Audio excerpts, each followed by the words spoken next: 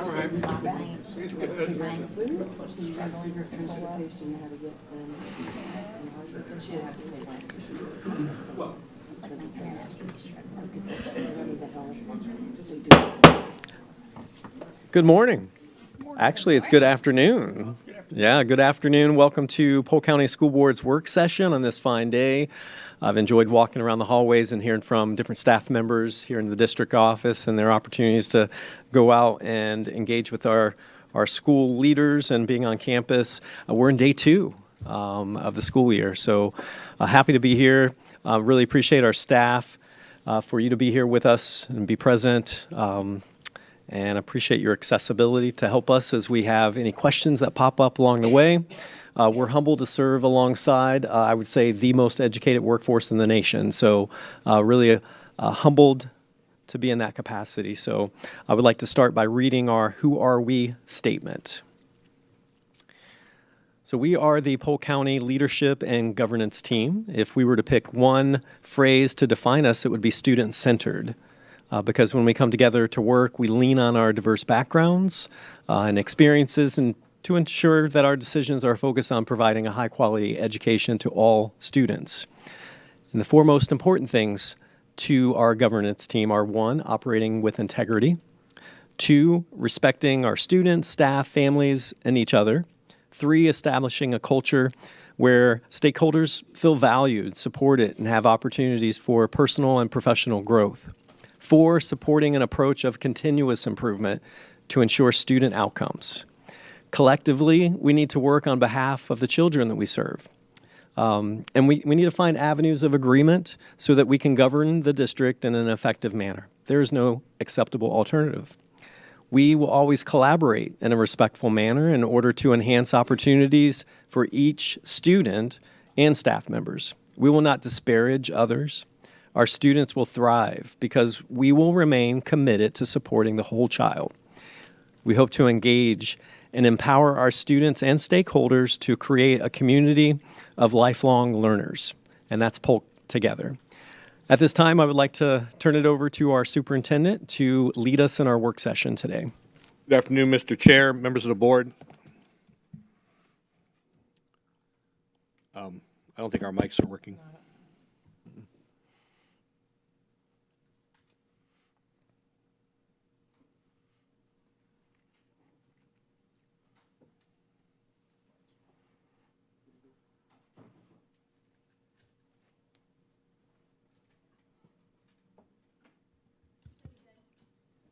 Hello? Yep, we are good. Good afternoon, Mr. Chair, members of the board, members of the community and staff. Thank you for being here today. As was shared, it is just the second day of school. I had the pleasure of visiting 8 campuses yesterday. Majority of them were elementary schools, actually in Miss Cunningham's area. Got to start the day over at, goodness gracious, Dundee Elementary, thank you. What an amazing campus. They honored me this year. As a kid, when you're in elementary school, I don't know about you, but we had school safety officers, and they wore the bright orange sashes, and they had badges, and they were trained to help with crossing and help other students. And, it's something that I was, as a child, I grew up aspiring to do, and I never got picked.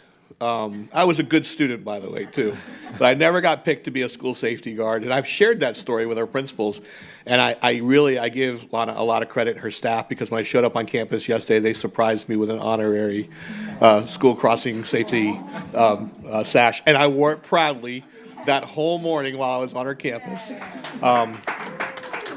But I will tell you, just a reporter asked yesterday, obviously they made a comment. They said, obviously you picked this school because it's an A school. Why did you pick this school for the media to attend? And I said, well, there's a lot of reasons. Number one, we want to celebrate the success, because earning an A is not an easy task for any school in our school district. I said, but their commitment, as that of others across the districts, given the level of significant improvement we saw last year, is a strong indication to the fact that, yes, we're data-driven, we're very analytical in how we problem solve and address the needs of students as a whole, but we're also, and what I love about that school and others, is how they individualize the educational experience for students. So when you go into their conference room, there literally are student names with their data points and things up there, but they're having individual conversations and not just making assumptions that all kids with the same deficiency may need the same intervention, the same supports. They actually seek to differentiate that. And in an IB situation where they're really pushing kids with more academic rigor and more opportunities, they really are flourishing. And she was very proud of her ag program and other things. And so it was a pleasure to start the day there. Got to visit multiple schools yesterday and interact with our staff. Was very pleased. And almost every campus, the principals ended up giving me a tour of the campus, as they normally do. But they would take me into classrooms where they knew their classroom data. So for example, in one of our schools, she knew that the school had the highest elementary science proficiency scores at 67% of those students in that grade earning science proficiency, and they'd set a goal this year for 80%. And those teachers have embraced that goal. And think about that, the level of success that those students will enjoy as they transition subsequently to middle school and then obviously to high school with that background knowledge and experience and skill set in science. She also shared with me she had 2 teachers on campus that had 100% reading proficiency in their classes. So she was very proud of them. Both were bilingual teachers who, for that community in particular, is a strong benefit for our EL population. So a lot of great things happening, but we had staff across the district in all of our campuses. They're there today too, so please, as you know, we modified this meeting for several reasons, but at the end of the day, this being the second day of school this evening, we will probably have fewer staff here than normal, simply because they're still doing the duties of supporting a school district in our operations. But we're thrilled to have everyone back. Kids were smiling, parents were smiling. The Boohoo breakfast went off without a hitch at most of our schools. I really enjoyed that some of our schools moved that from the start of the day, because it's already busy enough with parent drop-off and pickup. They moved it to 10 a.m. so things could have settled on a campus. They could spend more time giving those parents tours. But Garden Grove and Alta Vista and all the other schools I got a pleasure of visiting yesterday just were doing an absolute amazing job. And so thank you to them, and thank you to our team. So I wanted to start by at least acknowledging that we are in the grips of starting school. And so parents, please be patient. Community members, please be patient. We've been advertising the start of school for several weeks, but it's very apparent that traffic patterns have not yet adjusted to that, and so that will take about a week. And as the board members know, and I'll say this for transparency purposes, I give you regular updates about after-school transportation so that you can see the steady improvements in our delivery times. We are very fortunate, Mr. Davis and his team, in conjunction with our Human Resources Department, really did an exceptional job this year. Unfortunately, in the last few years, we've had 60 or more driver vacancies at the start of each school year, which makes delivering students on time safely very difficult to do. This year, we have less than 25 vacancies. And so they've really done an amazing job, not only retaining their staff, and as you know, overall staff retention, teacher retention jumped back up from 86% to 88% this last year. So we're in a really good place. And overall, district vacancies were at 295 as of yesterday, and we expect that number to continue to decline as we finalize processing for countless individuals that are in the midst of getting their certifications and endorsements verified by the state of Florida. So we've made good progress, and our schools are really doing an excellent job. So I'll go ahead and get started. Our first presentation today during the workshop is from the Florida Department of Transportation. Had the pleasure of meeting with them several times last year. Really have embraced Polk County because of our partnership with the Sheriff's Office, because of the unfortunate high number of tragedies that we've suffered with pedestrians and vehicular accidents. And they have launched a program, I think it's Project Zero. I think that's the name of it. If I'm incorrect, they'll correct me when they come up to the podium.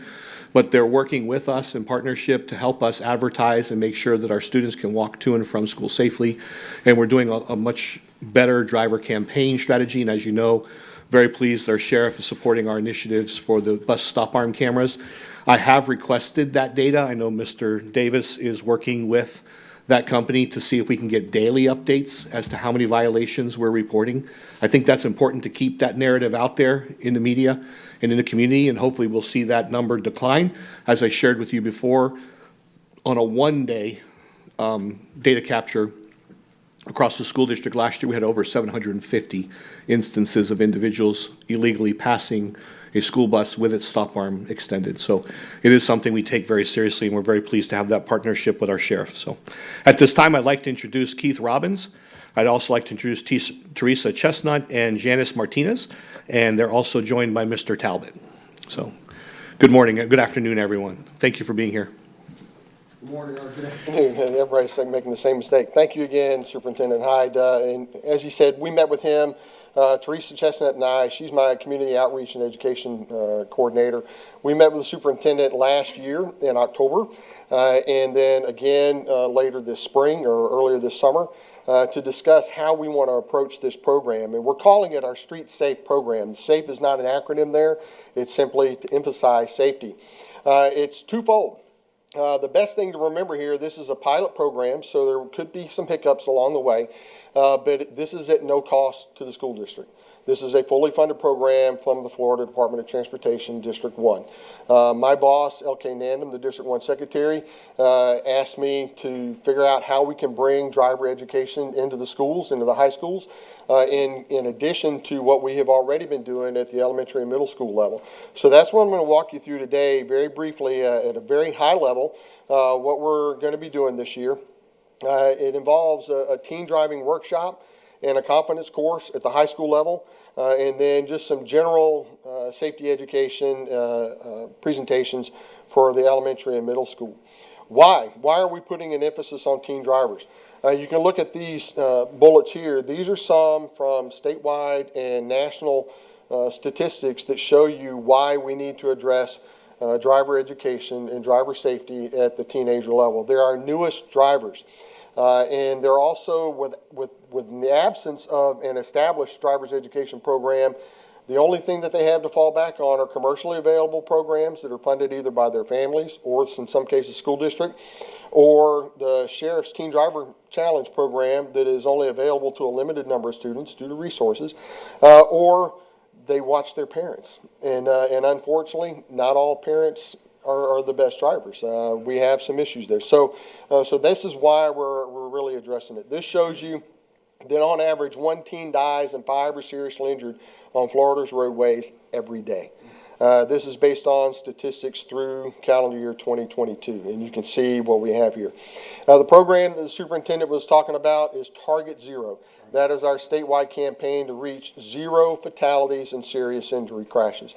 We can't stop all crashes, but we can work to stop fatal and serious injury crashes. So that's what we're trying to do here. The teen driving workshop and the confidence course. It has some in-school instructional videos in a classroom for up to 2 hours. And then we've got orientation packages that we're bringing, the driver education class, and the driver course. So all of this is across the district. These are some general cost figures that we did on our planning of what it would take to provide the funding for the driver education component of this. The majority of this is based on reimbursement to the Sheriff's Office. There are huge partners in this. We absolutely could not do this without them. So this is really for the instructional time that they will be providing for the in-class instruction and the driver confidence course instruction. And there's a little bit left over that will go back to the school district to cover some administrative costs because they'll have to do some paperwork for the confidence course, especially, registration, that sort of thing. So again, this $85,000 has been secured by us in FDOT District 1. We're waiting on the contract to be completed. We're going through the details of getting that all worked out. We already have an agreed upon scope. And once we get that executed, then we'll be able to do all the technical and money stuff on our side to have it ready. And the intent, basically, it'll work very similar to the way a grant or reimbursement grant works. That they do the education, submit a report back to us, to Janice, our law enforcement liaison. She's on my team. So we did this many classes, this many confidence courses, and that equals this much reimbursement. We'll pay that back to the school district, and the school district then pays the Sheriff's Office. So that's very simply how that'll work. Teen Driver Challenge, as it's currently done, is 11 classes over the year, 10 students per. So that's 110 students. We're looking at reaching over 5,000 students.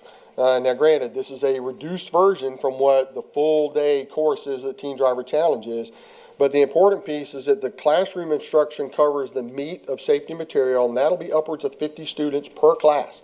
And we're going to hit every public high school in the district, all 17 high schools, and we'll be there for a week. Do that class every day, Monday through Friday, or the details, how they work out the schedules, but 5 classes, so that's 250 kids in 1 week at that high school to get the class. And then 2 iterations of the competence course for 10 students each, and that's upwards of 5 hours of hands-on driver training behind the wheel of their own car with the deputy sitting in the passenger seat and using the driver simulators that the sheriff's office has. And that'll be done at their training facility just outside Bartow. So that's 20 students per high school per week. So when you do the math, 17 high schools, and we're actually hoping to do it, we'll go back to 3 other schools, an additional week. So all well and told, this should reach 5,400 students in the course of the year. And if this works well, the way we hope it to and anticipate it to, then our plan is to take this on to another county next year. Our county, our district covers 12 counties, and Polk has got the largest school district in our district, so obviously it made sense to start here. Plus, our district office is right down the street, and Polk County Sheriff's Office are great partners. I'm fortunate to have Sheriff Judd on my cell phone, and so he and I do text every now and then, and he is hugely supportive of this. As Detective Cliff Costello back here, he is evidence of that. So we're really excited about this program. And as I mentioned, the elementary and middle school students, we've already started a lot of this. We had some in-school presentations last year at a couple of elementary schools where my team comes in and they talk about how to walk to school safely, how to be at the school bus safely, the right kind of behavior, how do you cross a street safely, with the signals and all that. We do bicycle rodeos where we bring in bike helmets, and it's a free helmet. The kids get it fitted to them, they get to take the helmet home. But we're working on these other announcements and safety banners and all these other things that will be coming out in the schools over the course of the year. And we've already gotten a kickstart on that by Janice and Teresa and one of my other staff, Tammy Sutton, put together, I don't know how many tens of thousands of pieces of literature. I'm talking pallets full of literature that they sent out to all the schools to put in their orientation packets this week. So, and that covered a variety of subjects on traffic safety, getting to school safely, and a lot of it was in other languages besides just English. So we had some Spanish and Creole and all that in there too. So I think it's going to be a really good program. As I mentioned, Teresa Chestnut, unfortunately, she couldn't be here with us today, but Janice is our law enforcement liaison. She has been a huge contributor in helping us put this together. Detective Cliff Costello behind me, he's the sheriff's office side, and Tiffany Kitchens, where she's at, from the school district, has helped us put this together as well. So it's really been a collaborative effort. We're hoping this to be hugely successful and reach more than 5,000 students, and it's already been getting notice at our state headquarters in Tallahassee. We're talking to the state safety engineer just this morning about our meeting today. So they're giving us the support for it. Our media office will publicize it as well as, and the superintendent has already told us about how to, publish it through the school media sites as well. And I was on a cruise just this past weekend, a Disney cruise, fortunately, and the cruise director actually lives here in Lakeland. And he was commenting, I met him years ago, and I didn't realize he actually lived in Lakeland. And he said, yeah, I've been starting to teach my son who's starting to learn to drive. And I'm like, really? Where does he go to high school? He goes to George Jenkins. I'm like, guess what? So I told him about this. So once we get the details on the schedule worked out, I'm going to email him the schedule, and he's going to get his son signed up for this. So I apologize for talking rapidly, but I wanted to get all in there. Give you the opportunity to ask us a couple of questions. Again, no cost to the school district. All of the literature comes from us. The instructions coming from the sheriff's office, funded by us. Administrative costs to handle the registration paperwork, funded by us through this contract that we're working on getting settled now. So at that point, I'll open up to any questions. Ms. Cunningham. Thank you. Superintendent? Go ahead, ma'am. Am I on? Okay. I just wanted to say thank you. This is something that we have needed in our schools for many, many years. When I went through in the dinosaur age, you were required to take driver's ed, either during a semester at school, along with PE, or in summer school.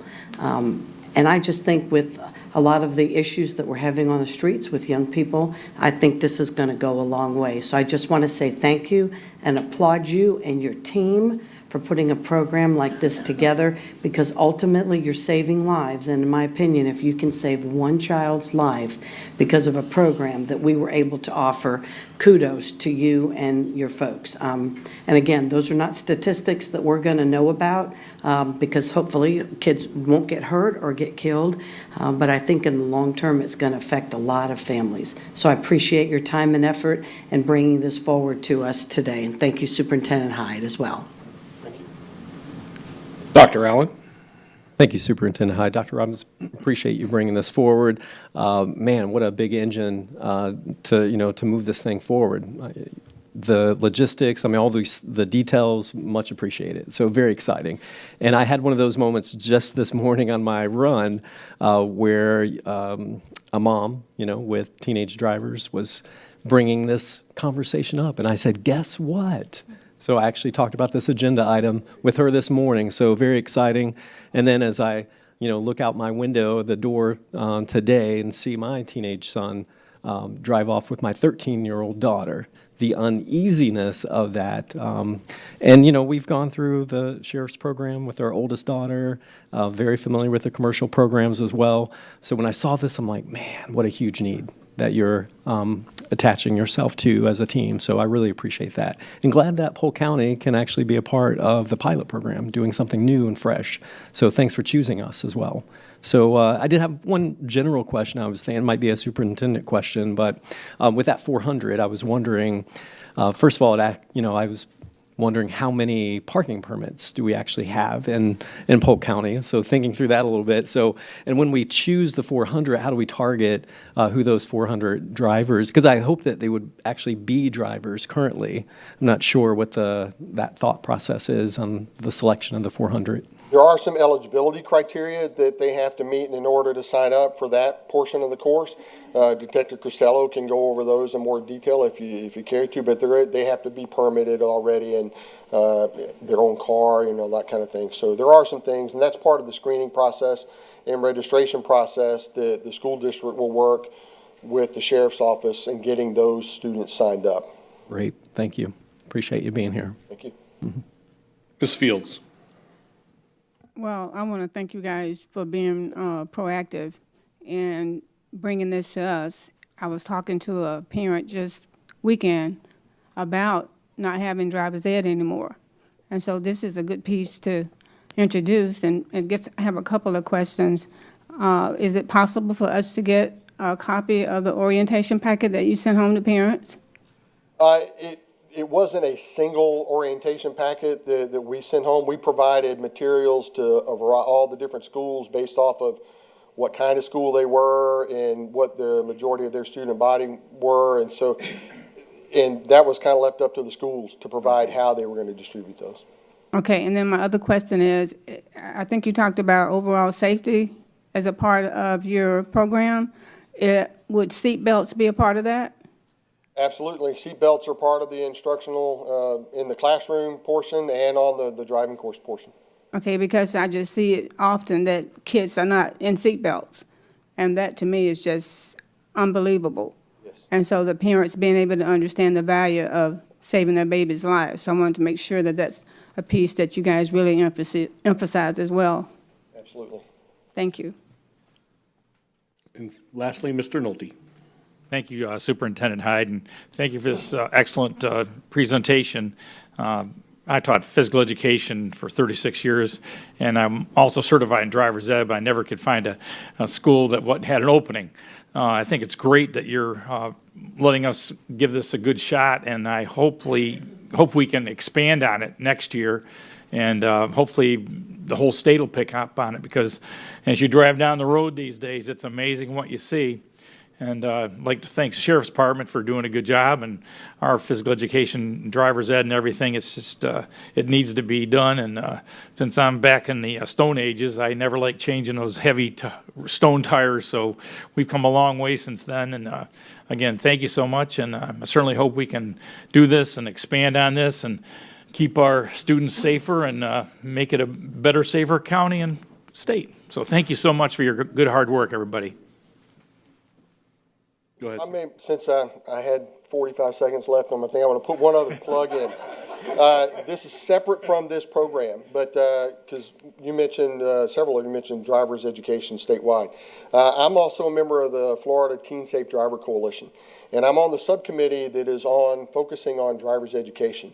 We mentioned that there's a lot of different curriculum out there for driver's education for teenagers, and what this subcommittee is doing, it's made up of people all around the state. Some of them are from commercial driving schools, some of them are from school districts, some of them are from the MIAA at the DOT. We have representatives from the Florida Highway Safety and Motor Vehicles on there, a lot of different people and professionals. And we are taking all these various curriculum and we're putting them together and culling through to make a single model template for high school driver's education. And the goal that we have right now is that will be presented, and the Department of Florida DOE is on this committee as well, that we will have it presented to them in end of February, beginning of March 2025, so that they can approve it, and then that will be the template for high school driver's education statewide. And then the ultimate goal is then once that approval is gained is that we take it to the legislature and they try to get it, approved statewide, maybe. Not here, I'm just Keith Robbins saying this, but, hopefully the funding would come with that to make it. And so we are talking with some legislators on that respect as well. Thank you all very much. Thank you. Next up is Ms. Candy Amato, and she will be sharing with you the Mi Escuela Montessori contract modification.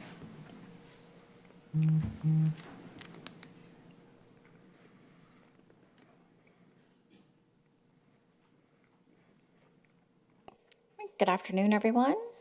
So before you is just a simple contract modification. Statute designates that an initial term of a charter school shall be 5 years. Mi Escuela, not including the 2 years of deferment. Mi Escuela opted to take 1 year of a deferment. So they're just simply asking to add that year onto the extension of their contract, giving it a new validity period until June 30th, 2026.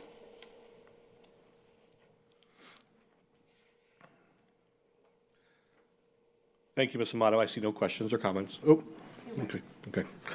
I thought she was raising her okay. hand. I apologize. Next, we have Ms. Tammy Williams, or it looks like Ms. Ekman, Rebecca Ekman. And these are updated policies and procedures to ensure that we're in alignment between our district policies and procedures and state and federal guidelines. Ms. Ekman. Good afternoon, everybody. Before you should have the executive summary of the ESC policy and procedures changes, along with the document that we submit to the state. This document is a 3-year document that goes through the year 23-24 through the school year 2025-2026. This process was given to us in May of 2024, and we have until August 30th to present it. It has been pre-approved and finalized by the state back in July. So about 90% of it is just the IDEA federal and state guidelines. We do not make any changes to those. There are a few areas of focus that we do update, and those are in the summary. We have looked at our district plan related to reducing the use of restraints, and that data has been decreased since the last policy and procedure was done by 18%. There were some changes due to state rule changes in regards to eligibility of students with disabilities. So we made that state rule change and changed our policies based on students who are developmentally delayed. And then we had some clarifications in a couple other areas of disabilities that we wrote for students with autism spectrum disorder, other health impairments, and traumatic brain injury. And then finally, we have to justify why we have above 1% of our students participating in alternate assessments. We've always been above 1%. We increased a little bit, but when you look at the longitudinal data, we've increased just in the number of students that have enrolled in our schools and that are requiring that alternate assessment. So if there are any questions, I'm happy to answer those. Ms. Miller. Hi, Ms. Ekman. Thank you for presenting today. I've printed all of it out. So I have two questions, but one is a little bit of organizational management. Okay. In the past, policies and procedures it was the Red Book, and you could access them via a book. Yes. For parents, community, and staff who need to go back, I'm hoping that one day this will be easily accessible online. And I just want to know if that's the plan, or how would people access this? Yes, ma'am. You could actually access any of our previously approved policy and procedures through the state DOE website. Once these are approved, they will be on there, but it is something we can look at downloading the PDF and putting it on the ESE website so that everyone can have access to it. But it is public record on the DOE website. I think it's helpful for parents, but also for staff. We have a lot of staff, we do a lot of inclusion and going back to be able to refer to our procedures. I have just two more questions. First of all, I just want to mention, you talked about the 1%. I don't know that we've ever been at that 1%. It's decided federally what we should be at, but overall, since the wave of autism of the early 2000s, we have most districts are consistently over that 1%. So I don't know that we're over-identifying. I think we're, in some cases, still under-identifying. So I just want the public to understand that we're not way over, that it's always kind of been at that 1.5. The district Finn, I'm glad to see this document. Do we have a representative for Finn for Polk County? Do we have somebody for Inclusion Network? We don't have anybody located in Polk County, but I have contacts that support the schools and here in Polk County that I can communicate with Finn. Yeah, I miss having that person here in Polk County because it was easy to access them when you have questions. Every district has the BPI, which is best practices for inclusive education. Every school is supposed to have a BPI. Do we monitor that our schools have current BPIs? Yes, ma'am. That was a big project I took on this summer. It had not been updated recently, and so we're actually playing catch up. Currently, the schools that had to do it in 22, 23, and 23, 24 are working to get it done by December, and then our schools that have to do it in 24, 25 will have all year to do it. So that's something that I'm closely monitoring. They've all been given the information and access to complete it, and so I'm continuing to monitor that throughout, on a regular basis. So that data can be found, and our numbers for inclusive practices is also there. Thank you. You're welcome. Any other questions? No? There are none. All Thank right. you very much. Thank you. I'll also add, board members, you'll be receiving several updated documents from me, from Ms. Williams and from her staff. As far as updates, one of the things I'm really pleased to be able to share with you is the IDEA scorecard for Part B. And so in that, there are two components. There's actually a compliance score and there's a performance score.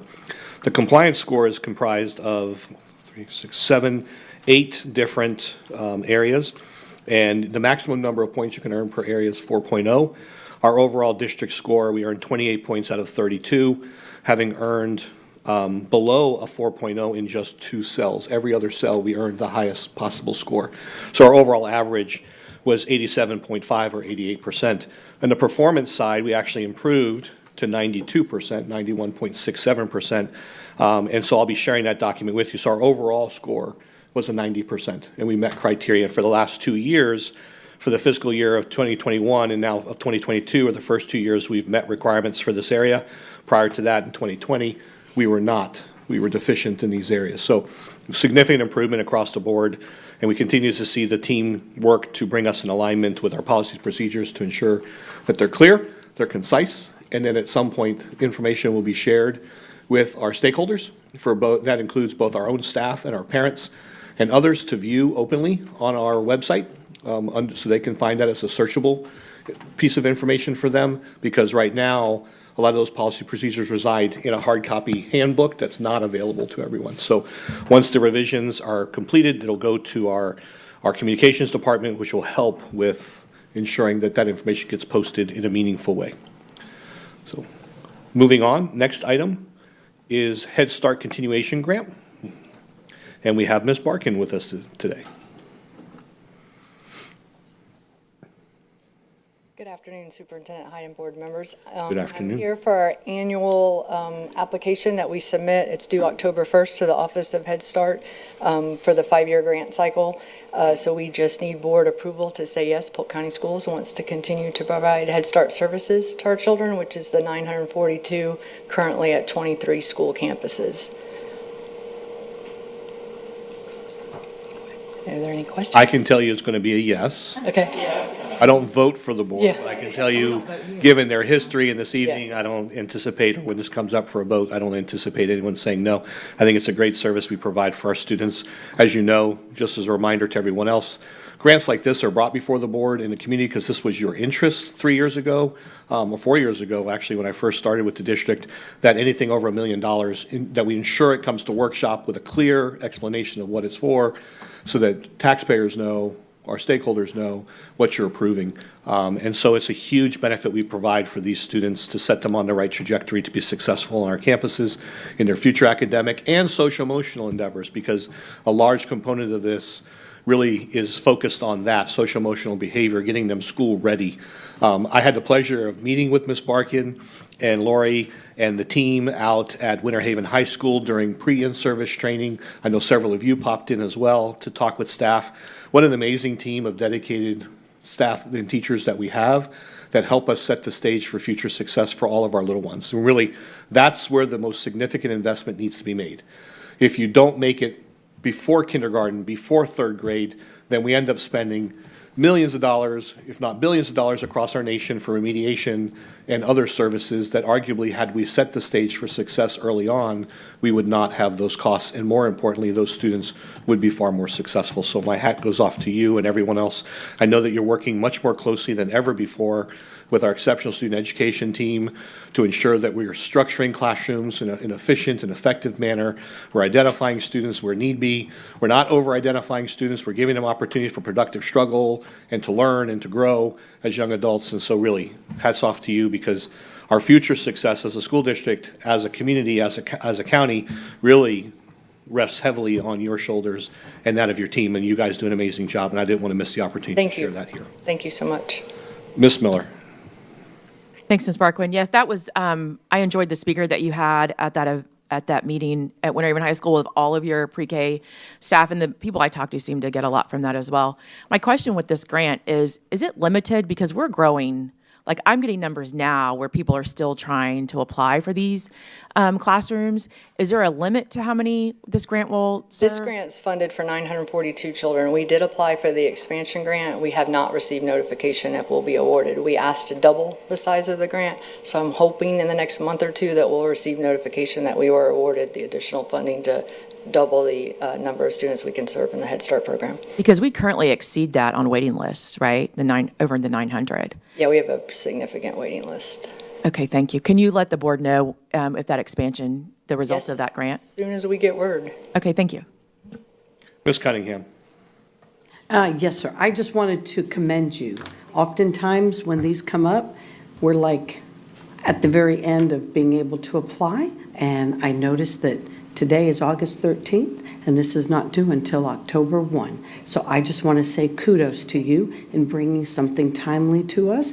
In the event, for some reason, it couldn't be talked about tonight, you would have the opportunity to still make your deadline. I just think that's great. And those are few and far between. So I just want to express my thank you to you for being on it. Thank you, sir. I see no further questions or comments. Thank you Thank so you. much. Good afternoon. And now, an individual who's become a very common person presenting at these meetings. I have the pleasure of inviting up to the podium Mr. Joshua McLemore, Director of Facilities Planning and Real Estate. As you know, as Polk County continues to grow, we are taking advantage of our opportunities to mitigate and seek mitigation agreements with these developments, with our municipalities. And so Mr. McLemore is here to discuss 2 additional mitigation agreements with you today. Let's see. Good afternoon, Mr. Chairman, board members, Superintendent Hyde. Before you this afternoon is a application in which the district has received an application from a developer to enter into a mitigation agreement. The project is referred to by the Citrus Ridge Development.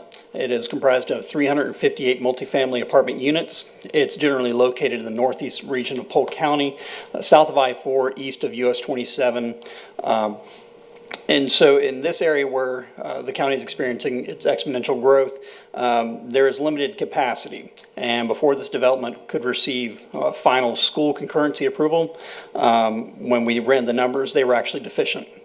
And they were actually deficient just one student station. However, even if it's just one student station, based off our local agreement, we still have to bring these forward as a mitigation agreement. Developers have options. They don't necessarily have to enter into a mitigation agreement. They always have the option of waiting to see if new capacity numbers do become available in the future, but that is definitely an option that is not often move forward with. So in this instance, the mitigation agreement would total $30,154, and that would be earmarked for an addition project in the Northeast. For this particular area, these funds, once received, would be earmarked for the construction of the district's new Northeast Elementary School. And that's in 4 years. Pending your questions. Seeing none. We'll move on. Our next item for your consideration is an amendment to an existing mitigation agreement that this board had already approved. The developer has had to, they wanted to clarify some of the language in the mitigation agreement, specifically phases. That's just how the developer is platting, and they just want the nomenclature to be consistent between the developer and the home builders that are going in certain phases. So specifically emphasizing Phase 2A1, 2A2, and 2C. There's no change in the total unit count or the total previously approved mitigation amount. That all stays in effect. And again, funds received from this project would be earmarked for capacity in the Northeast area as well, specifically geared towards an addition at Alta Vista Elementary School. Ms. Miller? Yeah, I'm having to go from notes because I'm having a little difficulty with the display, but I do have a question. When they start talking about phases, is it going to change the timeline from when the builder and developer, if I break it into phases, does that mean it can go longer before I can start construction of the Phase 2 or Phase 3? So how the mitigations are worded out, and it's in Exhibit D, that it allows some flexibility in the developer and how they can move forward. Once they get this mitigation agreement approved, the developer can move forward with doing some of the initial groundwork, laying out the roads, et cetera. However, homes will not receive a certificate of occupancy until a mitigation payment has been made. So it can go all the way up to the home has been built, they're just waiting for COs, and they cannot issue a CO until they've made a proportionate share mitigation payment to us. And that is a joint effort between the school district, the developer, and the county. Ms. Cunningham? Yes, on the sheet, the concurrency management slide that we have, under schools, it says East Side, Citrus Ridge, and Auburndale. It doesn't mention Alta Vista. Those were when we ran the initial numbers to do concurrency to see if there's room. Right. Those were the ones of the zone schools. But mitigations can also take place in adjacent school areas. And so we already have Alta Vista on our 5-year improvement plan for receiving an addition. Because Alta Vista is an adjacent boundary for this, it is subject to receive those funds to help support it. And it would be nice to have that on here, just going forward to let people know. Okay, dear, thank you. I see no further questions or comments. Thank you, sir. Thank you. Next two items are mine.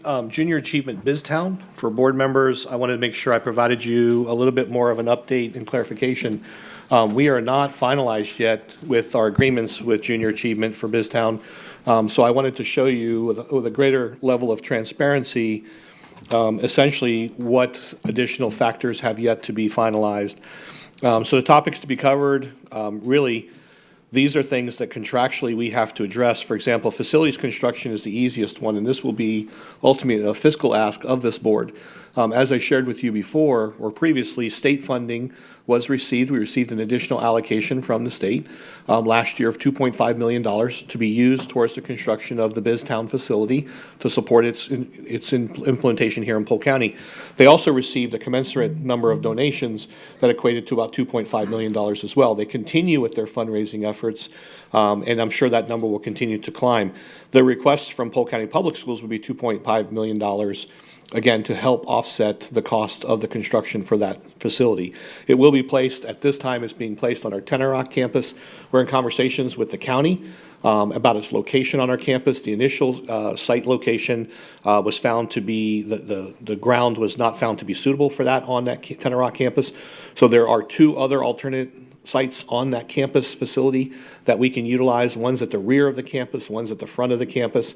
The one at the rear of the campus, the limitation, this is where the county comes in, is that that road right now, it would not allow for high-density traffic. However, this is not a high-density traffic facility. And so we have shared that with the county, so we're beginning conversations with them about some allowances would allow us to build that facility on the back side of the campus and use that residential side street as the entrance and exit for our buses, because this is, again, this is not some place where you're going to see hundreds of vehicles coming into and out of each day.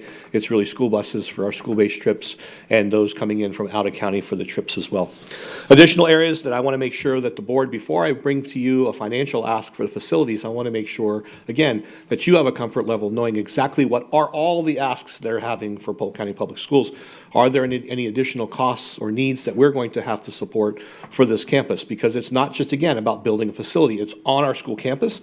There are new laws, obviously, far more explicit laws about campus safety features and requirements that we will have to ensure that we're compliant with and that this facility is compliant with, even if it's just operated entirely by our partner. Because once our students enter that building, it's considered an instructional space and it must meet all of the state requirements. So other areas to be addressed are maintenance, for example, utilities, lawn care, and ongoing repairs. Additionally, what other positions might be needed? Are they going to require an SRO or a guardian on that site? Because it will be a daily use site for field trips for our school level student, our elementary level students. And I'm understanding that that program may now expand to middle school with some agreements. And then custodial services. These are some of the common sense areas that we have to finalize. And again, I don't feel comfortable bringing the board a request for the $2.5 million for a capital investment without also bringing you, this is what the ongoing reoccurring annual cost implications are for Polk County Public Schools. On the technology side, we have to address issues like Wi-Fi access. We have to, because again, if it's going to be on our network, as you have all heard, as we've transitioned to a more restrictive process that's going to protect our students from having their data shared with third-party providers or being sold or becoming targets on social media and other areas, we have to make sure that we put some safeguards in there, and that's just an agreement that we have to put in place with them. Our PCPS software and platform access needs, again, depending on what they're going to utilize, what type of technology is going to be utilized on that campus, and the access that they will require. An ongoing IT network support plan. Again, this is not necessarily an indication that we are going to assume these costs. These are just the topics that we have to finalize with the organization moving forward. And ensuring that we're compliant with state and federal mandates regarding data safety and privacy. Under insurance and liability, we have to finalize the parties' responsibilities for insurance coverage. For example, liability, property damage, and things of that nature. Ensuring there's a clause for liability and indemnification to protect both parties, especially Polk County Public Schools, and detail the manner in which all damages will be handled if we have a subsequent weather event or other issue that takes place. Under maintenance and upkeep, obviously the user responsibilities have to be defined and owner responsibilities have to be defined. So we have to clearly define what the user is responsible for regarding maintenance and daily cleaning. For example, the user must clean the facility after each use, including sweeping floors, emptying trash, and wiping down surfaces. But again, as we discuss this, and this group, Junior Achievement, has done this partnership share successfully in multiple states. So they are sending us those contracts, including Pinellas County here in Florida, where they have a shared agreement where Pinellas County donated the land, very similar to what we may decide to do, or a long-term lease, and at a low cost. But essentially, there are already documents that exist that outline these parameters. But again, for the sake of transparency, I didn't want you to be misled or feel misled in any way, because there are other factors that we have to finalize and work through, although we're working through those relatively quickly. Obviously, we want to finalize the owner's responsibilities. For example, what are our requirements for ongoing regular maintenance, roofing, landscaping, asphalt, pavement, restrooms? I mean, it is compounding, as you know. Our maintenance and facilities needs across the district are great, but it's something that we have to take into consideration here. Safety and security and access are important. For example, who will have keys to the facility, who will make sure the gates are locked, who will make sure that we have alarm systems, that staff are trained, that they go through the regular drills as any other school campus in Polk County does in accordance with state statute, and outlining the procedures for reporting and responding to security incidents, ensuring also that they have the same walkie system as we do. As you all know, our schools have walkies and repeaters that allow us to not only send out messaging within a school, but to our Safe Schools office, then subsequently allows other agencies, should there be an emergency, fire rescue, EMT, law enforcement, to be able to communicate on our campuses through our repeater devices as well. And making sure that they're utilizing the same ongoing procedures or outlining procedures for reporting and responsibility of security incidents, fights, vandalism, those types of things, because we want to make sure that we capture those just as we would on any other campus. Outlining their emergency procedures, what happens, for example, we're going through that here at Central Office and even at Jim Miles Center and other sites where employees are working. We're updating their trainings, we're updating their evacuation maps, we're updating the placards so they know what to do in case of any number of, I think there's 20 different emergency situations that we've outlined for our staff to make sure that, for example, in the event of a tornado, would everyone in the portables that are here on this campus know where to go? Same thing is true here. What do they do in each and in every type of emergency event to ensure that not only the staff stay safe, but our students stay safe as well? And then obviously, facilities usage agreement. And this seems something, it seems so simple, but obviously we're investing in this. We're going to be supporting this to a certain extent, depending on the board's final approval, to what extent that will be. But obviously, based off that, we want priority utilization. So how do we schedule a calendar to ensure that we get first scheduling rights and then create opportunities for others outside of that? But again, we want to prioritize our students. So an annual calendar development, and then obviously a marketing campaign around this, not necessarily within Polk County Public Schools, because we're going to offer this to specific grade levels across the school district. It's being done successfully elsewhere. But this should also become a revenue-generating opportunity to offset any operating costs, and that was the point of placing it here in Polk County. And we've seen this done in Pinellas County and other counties that have BizTown, that other surrounding districts can send their fourth graders, they can send their eighth graders and participate at a low fee, but at least that's some revenue generation to help offset some of the operating costs. And then obviously we need to have some contracts for third-party utilization. For example, if these spaces were ever going to be used for a social event, for fundraising activities, for an award ceremony, we need to have language in there that would provide those allowances. So, and then lastly, operations. So they have to establish their own executive board, establishing an annual performance metrics and goals. How are we evaluating the effectiveness of the program here in Polk County?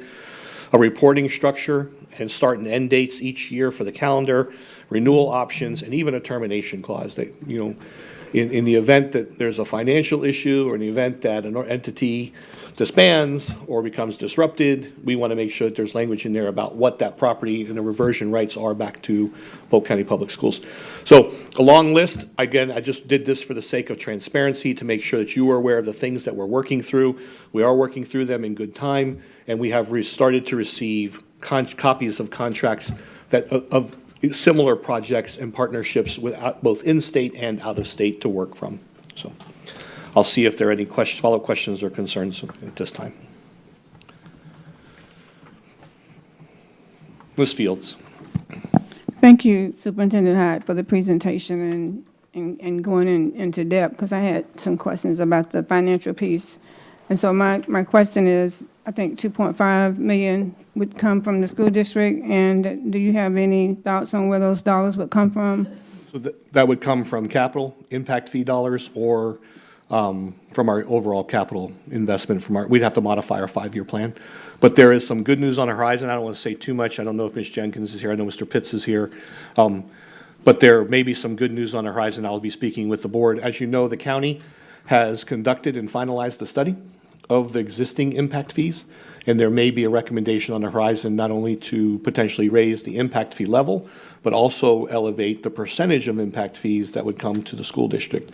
So we may be able to easily offset any costs associated with this, or offset operating costs elsewhere would then allow us to free up those capital dollars to invest here. Thank you, because I just wanted to get clarity on it so that no other project would be impacted and be pushed back for this to come forward. So I appreciate you expounding on that. And then I guess as we get further into discussion, you'll be able to kind of give us an idea as to what the cost would be for the maintenance and the janitorial and all that stuff. Yes, ma'am. Once we've reached a final agreement in the contract terms, I'll be able to finalize and summarize those numbers for you and then bring that to you for your review and approval or questions or modification. You may say, Mr. Hyde, we're not comfortable with this number. How about we'll cover 6 of the 10 items? Fine. We'll continue the discussion from there. Thank you. Yes, ma'am. Ms. Wyatt. Thank you. I know I say this every time this comes up, but it's exciting to see this coming to life after lots of conversations over the past several years. You and I had this conversation earlier this week, but I just wanted to go on the record and say I would love for, in our partnership agreement, for Polk County Public Schools to have one of the storefronts. I think as we talk about, our academies model and you can't see it, you can't be it, I don't know that a lot of our students realize that you can work for the school district and not be a teacher.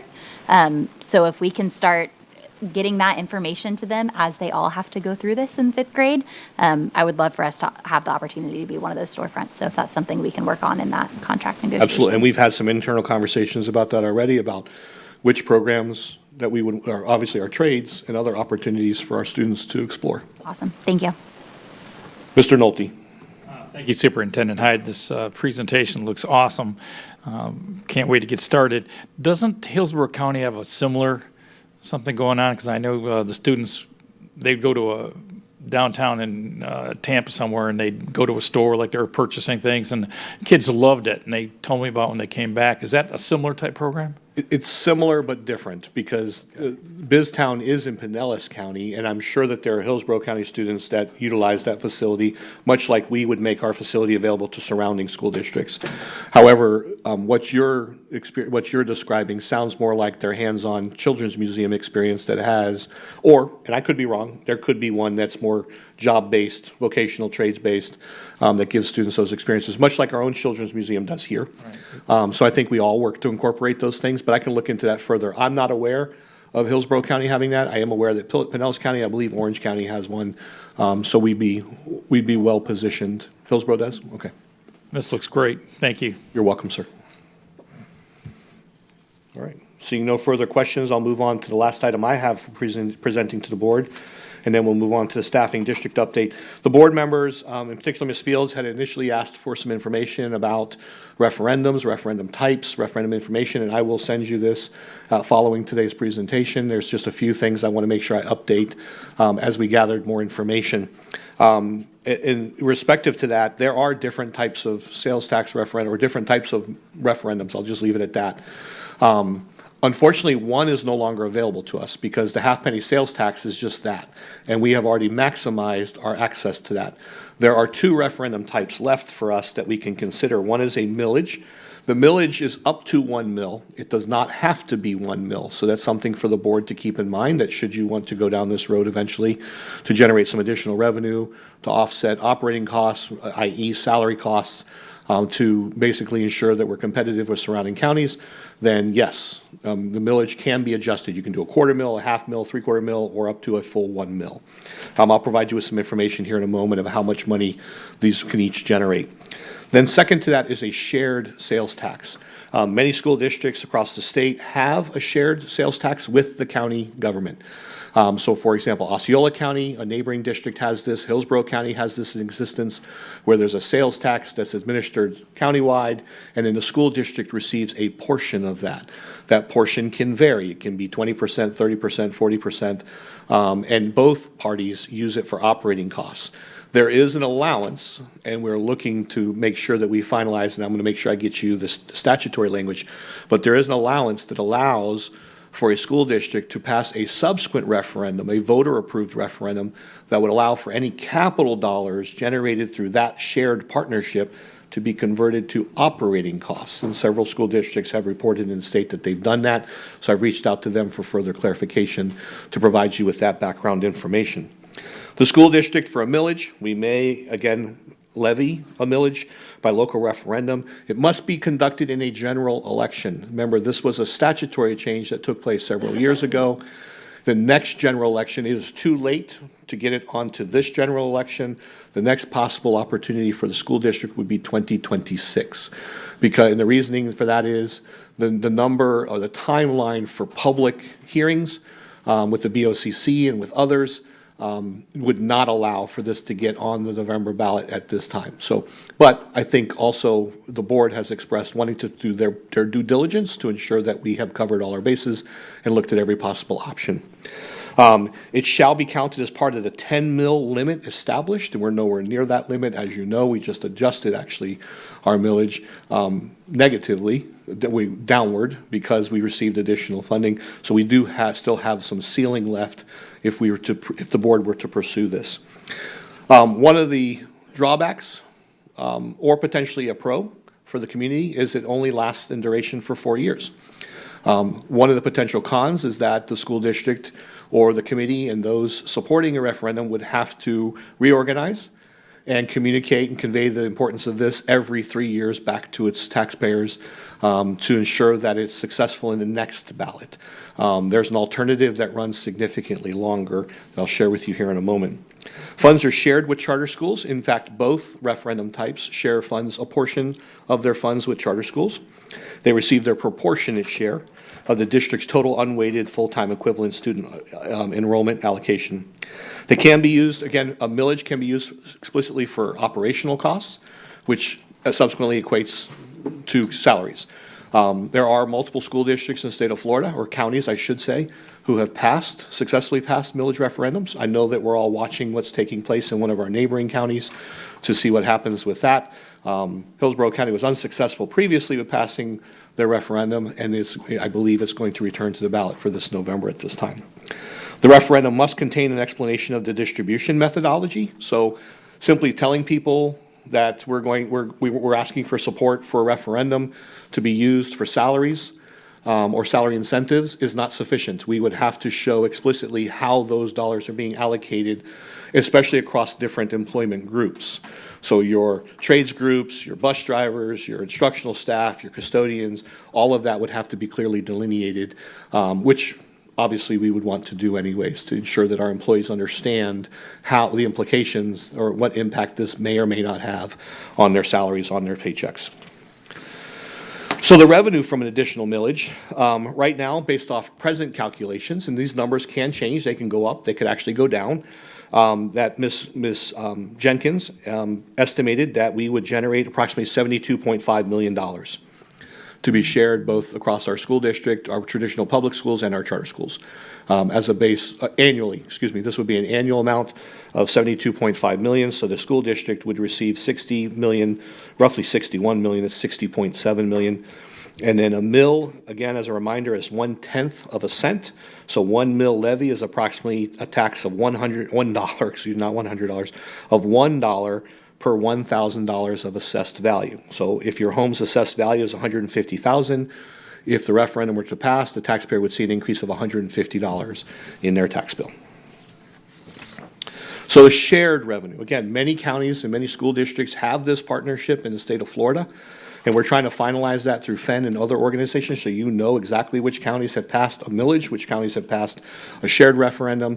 This is typically used for capital outlay, for infrastructure improvements, for school improvements, those types of things. But as I shared with you before, we've received an indication, and I've heard from some of my colleagues that there is an allowance for a referendum to be run, a subsequent referendum to be run, and allow the taxpayers or your voters to basically approve for these capital dollars to be converted to operating. And we're working to finalize that and make sure that we can cite that for you.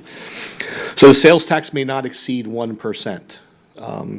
And it may be shared with all government agencies. It's initiated by county commissions and municipalities, must be approved by majority vote of electors in the county.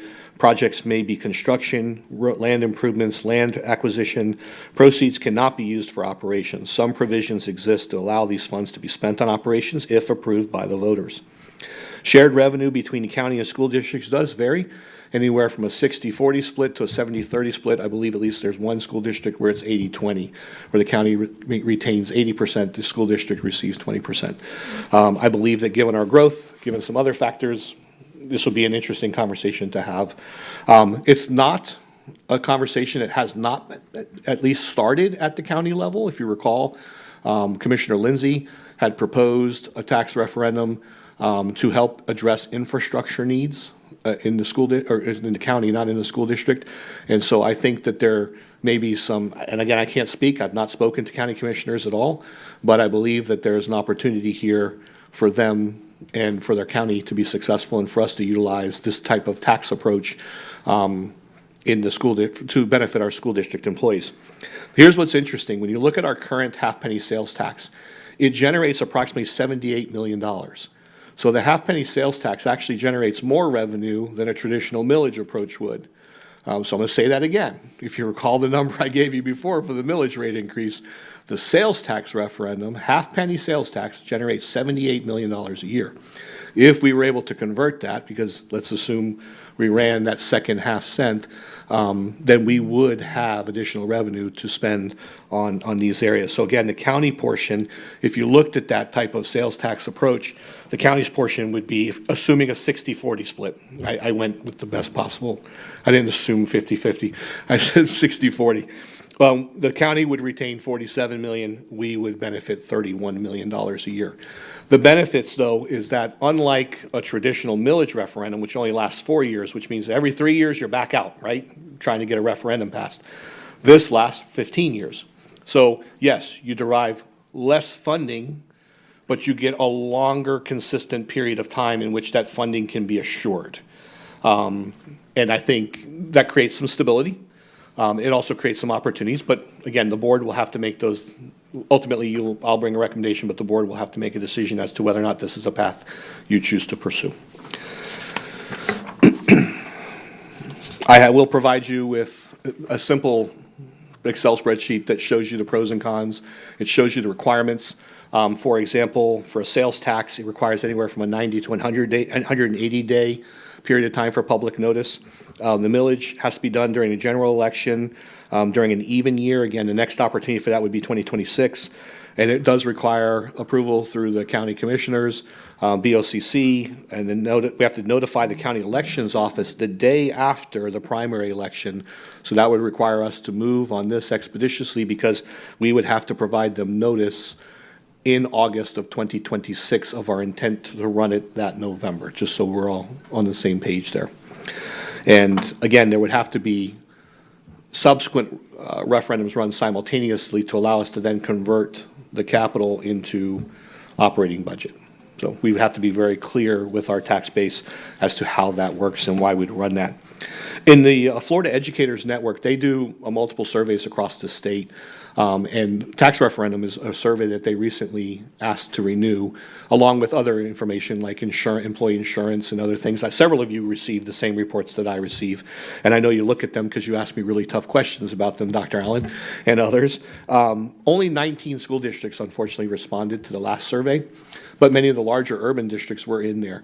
And through some simple research, we found that other districts that had not responded, we know that they passed referendums. So the ones that I've identified thus far, Miami-Dade County Public Schools, Palm Beach, Pasco County, Martin County, Duval County, Sarasota County, Orange County, and Broward County have all passed referendums for millage increases. These are not the ones that do the shared sales tax referendum with the county. And we're conducting that, and we're finalizing that information to send to you as well. And I'll share that at a subsequent workshop. So I think it's important for us to keep the narrative out there. Dr. Allen had requested, in particular at the last meeting, that as part of the conversation about referendum, can we look at the salary schedules for school districts who do not have referendum and what their starting and ending salaries are, because there are a few that have a higher starting salary and a higher tap out or end out salary level than we do. And so the question is, you need to ask, how have they been able to attain that and sustain that over time? By and large, what you see in many districts, they typically have a salary schedule, and then they show the supplement. And I use that term lightly, not in the traditional sense that we use it, because some supplements lie outside of FRS reporting and don't truly benefit the employee as far as their overall calculation of their top 5 grossing years, and they get taxed differently. But many school districts have figured out how to do that. But what they do show is, because a referendum for a millage increase has to be run every 4 years. There's never a guarantee that those dollars will be renewed. And so they show a traditional salary schedule, and then they show how the millage it supplements the current set schedule. So I use supplement in a very different manner than we typically embrace it as far as additional duties and responsibilities outside of their working day. So again, a very brief summary for you all. You'll be receiving this information from me. We're just trying to supplement a few other data points for you based off my conversations or requests that you've had over time that I recall that you've reached out to me saying, hey, how do they do this and how do they pay this? And I know, for example, Mr. Sharpless at one point had reached out to me because there were some articles about other school districts outside of the state of Florida, and they were trying to get their teacher-based salary. I want to say it was either $60,000 or $70,000, and Mr. Sharpless just asked me a very direct question: how do we get there? And I said, I don't know. We have to work on it. And but that's an honest question, and it's an honest answer at this point. But it's a question obviously we all strive for, right? We want to make sure that we're paying our teachers a living wage. We want to make sure that we're able to retain our staff. We do those things we hold near and dear. Those are values that we all share. So I appreciate the opportunity to share those with you and share those with the community. But if there's any other questions or comments, please feel free. And I'll be happy to do any subsequent follow-up and address those. And I'll, again, share that at the next workshop as an additional update. Ms. Fields. Superintendent Hyde, thank you for that very detailed, in-depth report. And I'm sure that everybody would like to have a copy of that to kind of refresh what you're saying. And I think one of the things that I wanted to make sure that discussion was open and that it is something that has been on many of our minds, and just the process of how that would work, and the idea that it's not anything that can happen overnight, and there's a process.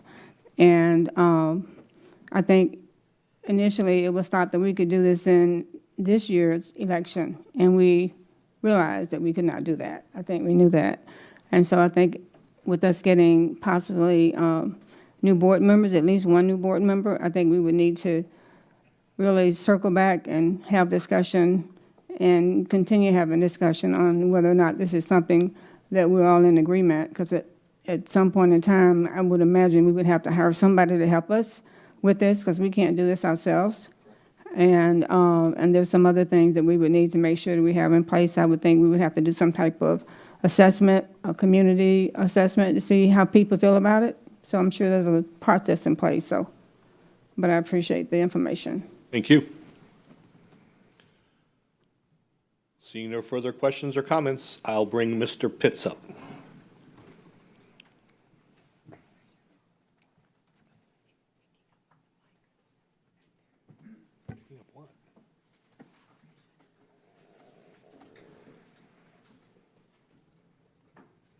I'll turn it down.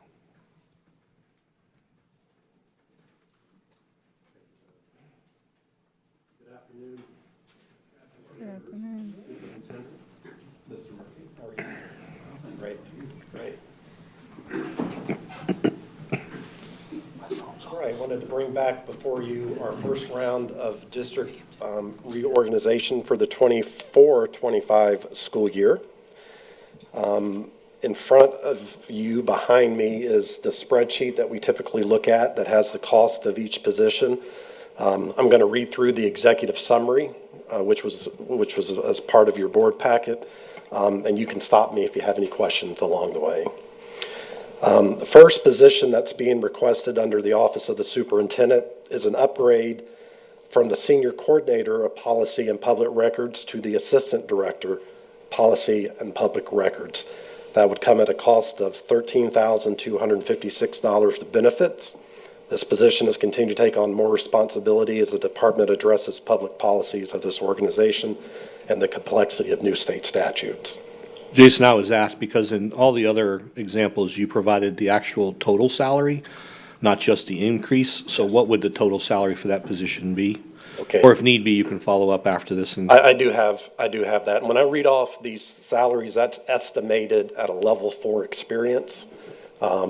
Just know that may not be the final result of whoever that person is that would that would take on this job. But that would be $76,183 in salary. Thank you, sir. Okay. All right, moving on to the next position. That would be under Division of Schools. That's to fund one director. Let me go back. That previous position is all general fund dollars. I'll also let you know if it's general fund or grant dollars. But this next position is a director of parent and family engagement. $91,136 of salary, $122,570 with benefits. This position will work collaboratively with various departments to align parent and family engagement, as well as assist schools in building their engagement with families. This will be approximately 20% general fund, and the other 80% will be a mix of Title I, Title III, UNICEG, and IDA funds. Okay, moving on to the next position. This would, Hang on. yes, go ahead. Ms. Fields. Okay, I guess it's a comment and just consideration for further discussion. This position is not a new position for us. We've had this position before. The title might be different, but the responsibilities align with the position when Otis Anthony was hired years ago. And I believe the position was funded through Title I, maybe. I'm not sure where the funds came from, but I remember when the position was discontinued, and there were quite a few folks working underneath him. And I mentioned this as Superintendent Hyde. One person cannot do this job. This is just the beginning of needing to consider adding some positions. And I know that we're looking at salary increases and all of that, but if we're going to, in my opinion, make this position what it needs to be and to do the work that needs to be done to reach out to these families and these parents, at some point in time, discussion is going to need to be had as far as a support team for this person, for this position. So that's just my 2 cents worth. Yes, ma'am. It was when it was here before, it was a senior coordinator position, and this is being asked to be at a director level position. And it's been vacant for how many years now? 10, at least 10 years, Okay, off the best of my memory. thank you. You're welcome. All right, next position. Sorry. Mr. Pitts. I'm trying to go too fast, sorry. No, it's totally fine. Yeah, he was trying to avoid my question. This is along the line of Ms. Fields. To have one person over this entire district and parent engagement is a lot to carry. So and this is probably half superintendent. So my question would be, when we come down to the job description of exactly what this person is going to be doing, I think we need to be specific and intentional, because I don't want to load this person with whoever the person is with all of this responsibility of this entire district. But exactly, and then you'll have schools wanting to know, what is this person doing for me compared to what these other people are doing for me? We've done things in the past, and I don't remember Mr. Anthony, but I do remember we filled this in silos. You might have had Title I support. You might have had Office of Diversity support. I remember there was support there at one time that's gone. You might have had ESE support. So there's a lot of avenues that can be considered support where there are no longer people working in those positions. So I'm just concerned that it's a clear guidance on what this position will be doing and the long term of adding, and not adding in silos, but adding as a district the parent support, because it's desperately needed. And I don't know that some of these positions that I'm familiar with, we haven't had in years, even in those silos. So I'm grateful for the position. I think the direction of it, we should be very careful with how we load whoever takes this position and what they'll be doing. And there is a consultant that's working with Dr. Adrian Anthony. Okay. And there were some more positions that were requested, and they just haven't come back before you. But there's a couple positions that will tie in to this very thing here that you'll see coming back to you in within a couple months. Ms. Fields. So circling back on what Ms. Miller just said in your response, so you're saying that in a couple of months, we might have some additional positions coming to support this position? Yes, that's correct. Okay, I just want to make sure that we're not setting this person up for failure. And we want to make sure that they have the support that they need, because parenting is very critical. We know that. If the parents are not where they need to be, the students are not going to be either. Yes, ma'am. Thank you. Duly noted. Thank you. Go ahead, Mr. Okay, moving on to the next position. This would be to fund one assistant director, dropout prevention programs, be a cost of $78,491 in salary or $107,163 in benefits.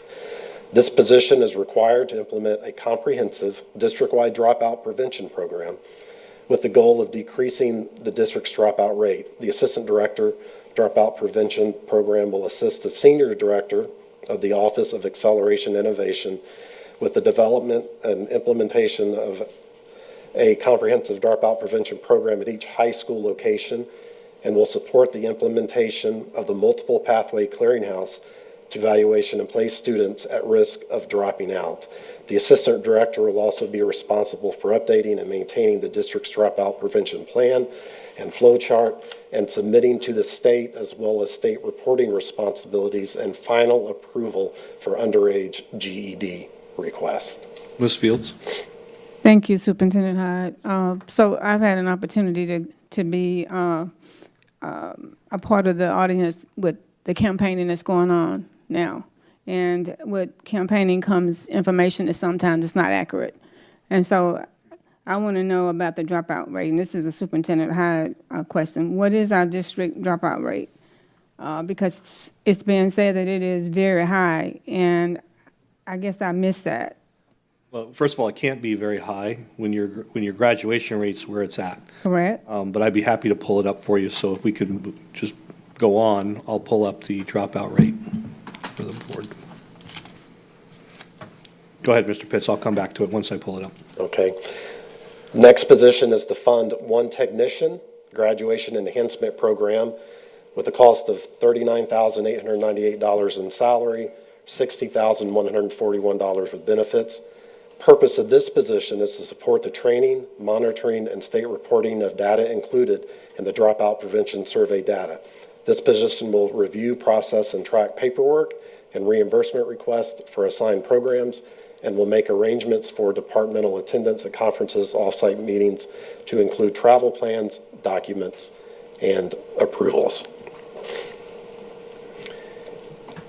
The next request is to fund one senior coordinator college navigator program. It's come at a cost of $63,417 in salary, $88,797 in benefits. This position will support the New Polk RISE program, supporting first-generation, low-income, high-achieving students to ensure availability of college options after high school. The school board approved this program in fiscal year 22-23 with the addition of a new college navigator each school year until 5 navigators are in place. This is the third of 5 such positions. The next 2 positions, which were to be upgrades from a TRST to senior coordinators, are being pulled off at this moment. They'll come back to you at another time. So for this last position under this division, it's to fund one curriculum specialist under the advanced placement program. $76,791 in salary, $105,092 in benefits. This position will focus on the growing and increasing both the participation in and the performance of the advanced placement programs across the district. This program will provide additional support and assistance to teachers and school-based administrators. This will be funded from the categorical funds. It's not specifically a grant fund, but it's in the categorical funds that's provided in the general fund by the state. Mr. Pitts, I have an answer for Ms. Fields. Ms. Fields, going back to 2021, which was my entry point into Polk County Public Schools, our dropout rate at that time was 6.2%.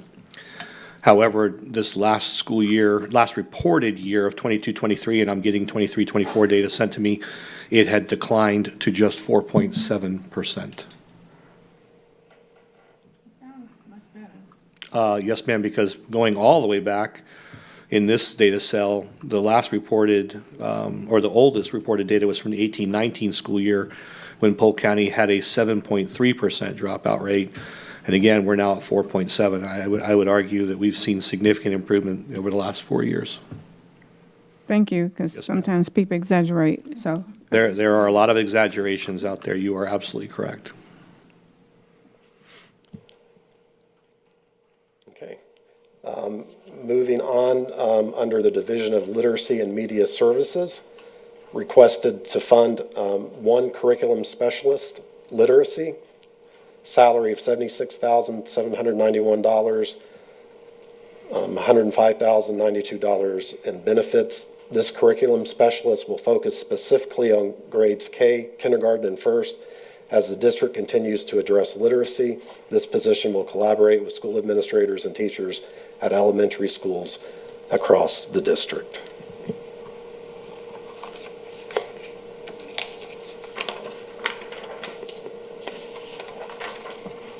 Okay, next position under Career Technical Adult and Multiple Pathways, CTAE, under the Teen Parent Program.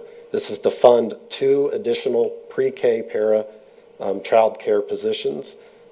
Salary at $21,344, $37,535 with benefits, times 2 positions would be a total of $75,070.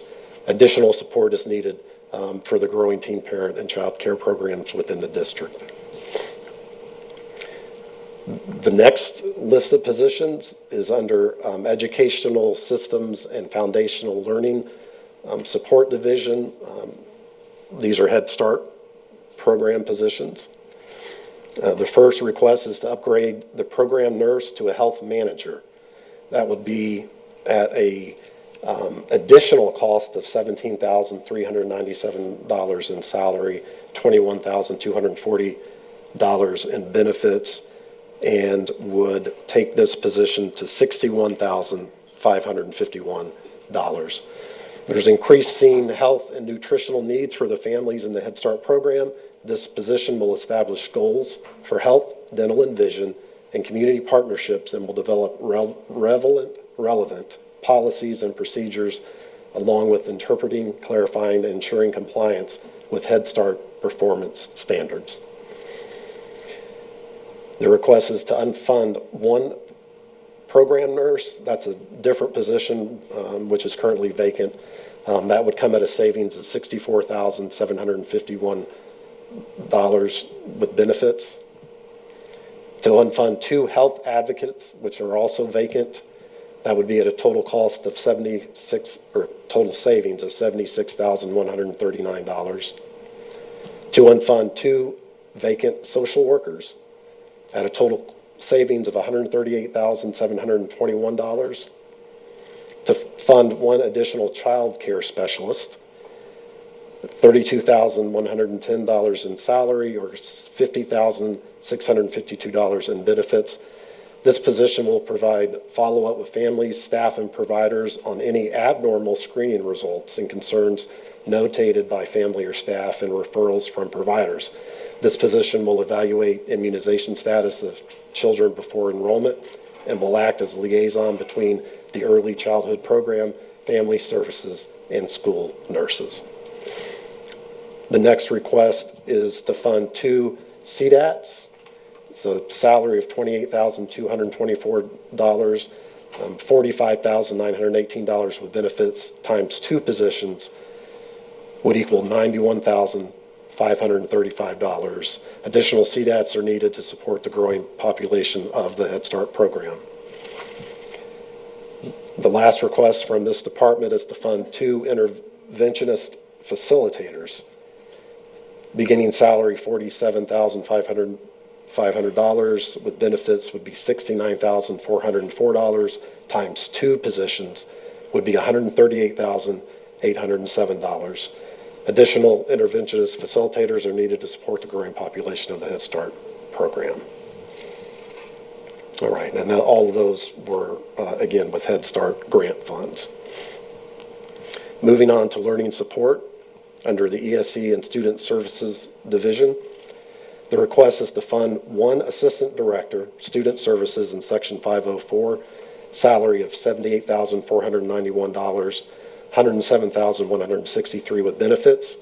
Increased workload across the district requiring administrative support across all areas within the department. This aligns with the other departments within the division. This position will focus on challenges related to 504 procedural compliance and address the broader systemic concerns. Ms. Fields? Did you give me? Yes, ma'am. Okay, this is probably a question for you or your team. How many students do we currently have on 504 plan? Ms. Williams? Okay, thank you. But we would have to give you last year's numbers, Right. Ms. Fields, because 504s are renewed each year. So Tammy, if you could pull, thank you, ma'am. Thank you. Okay, the next request is to fund one senior coordinator, Section 504, at a cost of $63,417 in salary, $88,797 with benefits. This position will support the Assistant Director of Student Services in Section 504 to focus on challenges related to 504 procedural compliance and address the broader systematic concerns. They're getting the transportation. Okay, moving on to the next page. The request is to fund one Secretary 2, Prevention, Health, and Wellness, cost of $29,640 in salary, $47,643 with benefits. This position will support the health and wellness services and programs housed at the Mark Wilcox Center, including the Phoenix program. A request to fund a second Secretary 2 in the Pre-K Child Find Division at a cost of $26,640 in salary and $47,643 with benefits. That is a typo on my mistake. That should read $29,640 with salary, $47,643 benefits. This position will provide administrative support to the pre-K child find teams that support over 400 students that are referred to within this program. There's a request to fund 2 additional school psychologists at a cost of $50,662 with salary, $73,256 with benefits times 2 for a total of $146,452. Additional school psychologists are needed to address the continued growth within the county. This would bring us to a total of 47 school psychologists. The next request is to fund 3 school psychology interns at a salary of $39,520, benefits of with benefits, the cost of $59,657 times 3 for a total cost of $178,971. This will be a paid internship for teachers and staff that are attending programs to become school psychologists. This will assist in attracting new students to Polk County in hopes of becoming school psychologists. This will be at a net $0 new cost, as existing vacant school psychologist positions will be utilized to attract these students. The last position in this division is to fund 1 ESE RN position at a cost of $47,500 in salary, $69,404 with benefits. The district currently has 4 of these positions, and the request is to have 1 position per region. All right, moving on to the Learning Support, Behavior and Mental Health Support Division. The request is to fund 1 Assistant Director, Behavior and Mental Health, at a cost of $78,491 or $107,163 with benefits. Increased workload across the district requires administrative support in all areas within the department. This also aligns with other departments within the division. This position and the following position will be funded from the behavior and mental health allocation that the state gives us. And that second request is to fund one coordinator, threat management, at a salary of $55,143, $78,716 with benefits. This position will provide direct support to schools and the district threat management coordinator, DTMC, with threat management. All right, moving on to business services. We have under the Assistant Superintendent of Information Services and Technology, School Technology and ERS, is to change the funding of 4 computer support technicians from ESSER funds to general fund at a cost of $258,656. And each of those positions are $43,610 worth of salary, with an additional $21,054 of benefits. And again, that's not increasing positions, it's just changing the funding, as those ESSER funds have no longer be part of our budget. Next request is to fund one coordinator, asset management, at a cost of $54,869 of salary, $78,349 of benefits. This position will coordinate the asset management for technology purchases. This position will analyze user and system level requirements and will work with staff to plan, purchase, support, and properly account for technology property. This position will communicate with vendors to develop requests for technology purchases and will provide support for the inventory of property to comply with district regulations, issue devices to staff and students in accordance with district policies, and support users. Mr. Sharpless? Yeah, I was just wondering at some point, it doesn't have to be today, but speaking of the ESSER funds, if we can just get like a summary of what positions overall, when we're done with the reorg, which ones were ESSER funded and now we have absorbed, and which ones were ESSER funded and we're not continuing. Okay, I will. We did not fund positions out of ESSER. Okay. We funded and we covered general operating expenses out of ESSER. If I recall correctly, there was only one total position that was funded out of ESSER, and that was for grant coordination in Mr. Baldwin's office, but I may be wrong about that single position, but I'm looking at Ms. Jenkins. My recollection is we did not fund any positions out of ESSER. Well, I was just confused then because it said it came from ESSER funding. We're unfunding 4 positions that were funded by ESSER funding. That's why I was confused. They were not. Come to the mic, Ms. Jenkins. Because we were very careful, and I was very explicit in not allowing ESSER funds to be used for positions because we knew the funding would expire, and then the district would have to be put in a position to carry those costs post-grant award. Go ahead, Ms. Jenkins. We did some floating network managers, and these were iPad technicians. When we initially started them, they were paid from ESSER. Mr. Hyde's correct that there are not very many. There's only one other position and some supplements that were paid from ESSER dollars. But we have that. We can get it to you. Yeah, I would like it just to be able to reference back to it. Thank you. Thank you, Ms. Jenkins. Okay, moving on to the next position, that'd be to fund one senior manager implementation specialist, $81,574 in salary, $110,870 in benefits. This position will implement large-scale technical projects by supervising and coordinating plans and schedules of vendors and contractors. Responsibilities include analyzing and developing procedures for management along with technical duties, and will define project responsibilities with stakeholders. The senior manager will participate in how budgets and staff are allocated for projects and will maintain project timeframes, budget estimates, and status reports. The next is a request to upgrade a senior analyst database to senior manager of digital learning applications with a cost of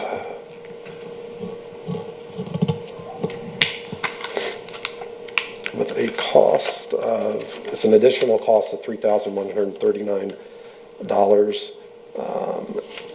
and the cost Total cost is $65,928 in salary, $25,928 in benefits. Due to the move to a one-to-one district, this department handles over 4,000 IIQ tickets just in the fall. This position alone handled 2,800 of them, with the assistant superintendent and director of software development handling the rest. There's a need for this to be a department with a manager who handles all the processes and does some of the technical work, and to add another member to the team. Next request is to fund one analyst, learning support specialist. It's at a cost of $45,042 for salary, $66,382 with benefits. This position will report to the senior manager of the digital learning application above and will primarily process the technical work. Next request is to upgrade the supervisor of instructional television to a senior coordinator project lead at an additional cost of $10,472 of salary, $13,082 in benefits. And the new salary for that position will be $61,245 with $24,906 in benefits. This position has significantly grown in responsibility over the last 2 years and handles all projects within the department. Several of the larger projects include Bridge Pass, Reaxium, KEV, Monitor, and LineWise. This position is also responsible for all technology reviews for the PURE process. This year, there were over 200 submissions for the PURE process. The next request is to upgrade the IST Senior Tech Help Desk to Coordinator PURE process at an additional cost of $19,301 in salary, $23,505 with benefits. This position manages the entire PURE process, coordinating all teacher and administrator meetings, vendor meetings, documentation and tech reviews, denial meetings, implementation meetings, and data privacy requirements as mandated by state law. The next request is to upgrade Senior Manager of School Technology to the Director of School Technology at an additional cost of $8,842 with salary, $10,762 with benefits. As presented to the board in May, the work of this department has changed with the implementation of one-to-one. This position is in charge of all LMS decisions, training for all secretaries, administrators, and teachers, as well as tech liaisons for the train-the-trainer model. This position makes instructional technology decisions in collaboration with the Chief Academic Officer, Senior Directors of Curriculum, Senior Director of Acceleration and Innovation, and the Regional Assistant Superintendents.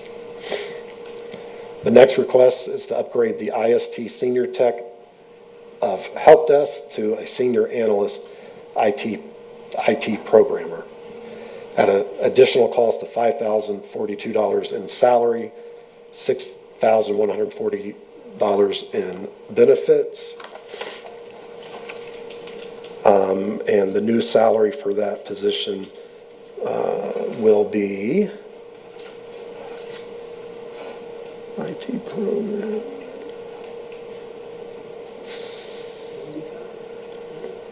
I hear somebody telling it into my ear. To senior analyst. I'm just going to make sure I'm reading the right one.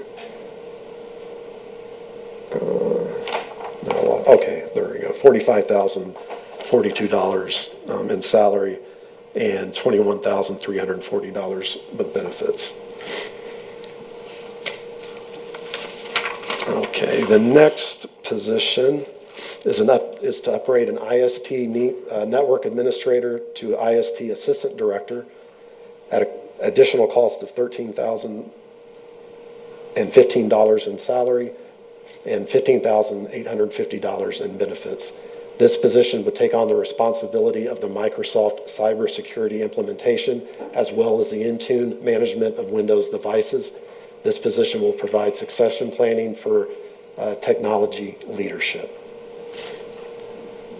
Next request is to upgrade a senior tech of trainer help desk /STS to an IST LAN coordinator at an additional cost of $8,731 in salary, $10,633 with benefits.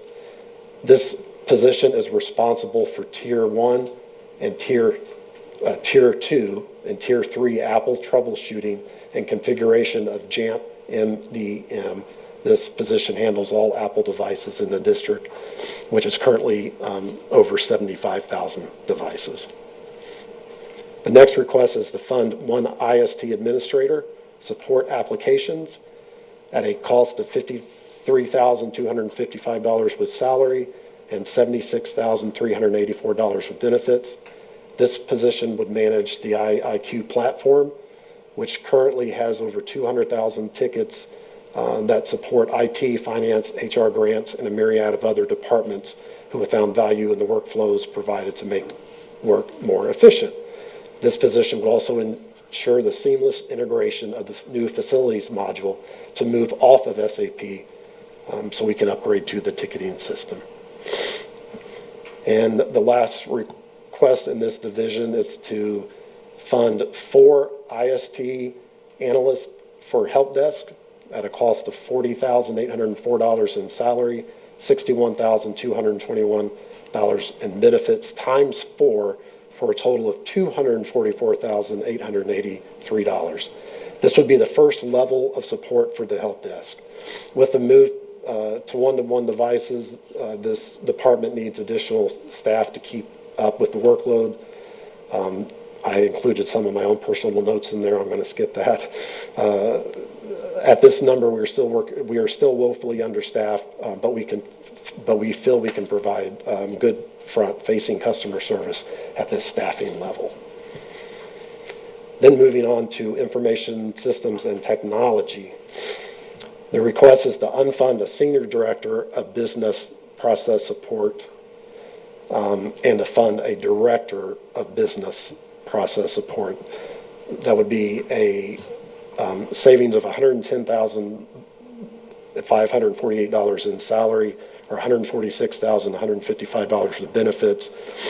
But to add the director would be a cost of $91,136 in salary, $122,515 in benefits. The next request is to upgrade the director of software development and senior director of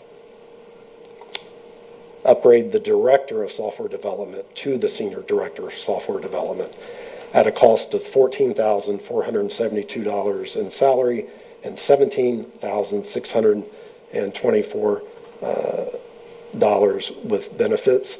That would be at a salary of $108,369. This staff member is responsible for contributing to the management of the multi-year SAP upgrade, which we have officially begun. Yay! I didn't get any applause out of that. I thought I should have gotten some. Thank you. And for the overall management of the business process support department, as that director will be supervised by this position. The next request is to fund one coordinator of IT logistics, $53,255 with salary and $76,384 with benefits. This position will coordinate the hiring of all school-based network managers. They will also coordinate all of the trainings for teachers, staff, secretaries, administrators, bus drivers, maintenance staff, etc. This position will ensure all webinars, professional developments, hiring, etc. is managed appropriately, as well as keep records of all statistics. The next request is to upgrade a floater network manager to a LAN coordinator at Jim Miles at an additional cost of $20,823 with salary, $25,358 in benefits. And that salary for that position, the total salary is $53,255. So currently there's no network manager at Jim Miles. This role is currently filled with a manager floater. A LAN coordinator is needed due to the varying schedule of events. Jim Miles often needs someone in the evenings as the DAC committee and other public presentations occur. Additionally, Jim Miles is used extensively for outside PD presenters and large-scale principal meetings. This position would also support the other 21 district locations in combination with the 2 district office lane coordinators for all of these locations. Next, we move into Assistant Superintendent of Facilities. The request is to fund 3 additional countywide groundskeepers at a salary of $31,122 or $49,449 with benefits times 3 equals $148,346. As the county has added additional schools in the last several years, an additional crew of groundskeepers is needed to keep up with the work. The next request is to fund 1 grounds foreman at a cost of $37,358 with salary, $57,024 with benefits. This position will supervise the additional groundskeepers added above.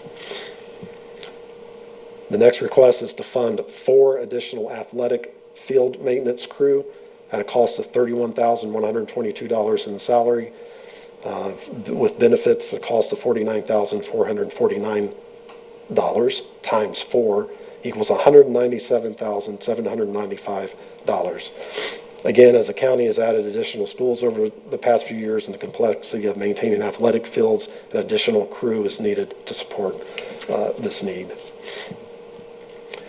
And the last request is under the Associate Superintendent and Chief Financial Officer, Chart B of Business Services. That's to fund 1 senior manager of payroll at a cost of $63,417 in salary, $88,797 with benefits. This position had previously been unfunded when the senior manager had been promoted to director.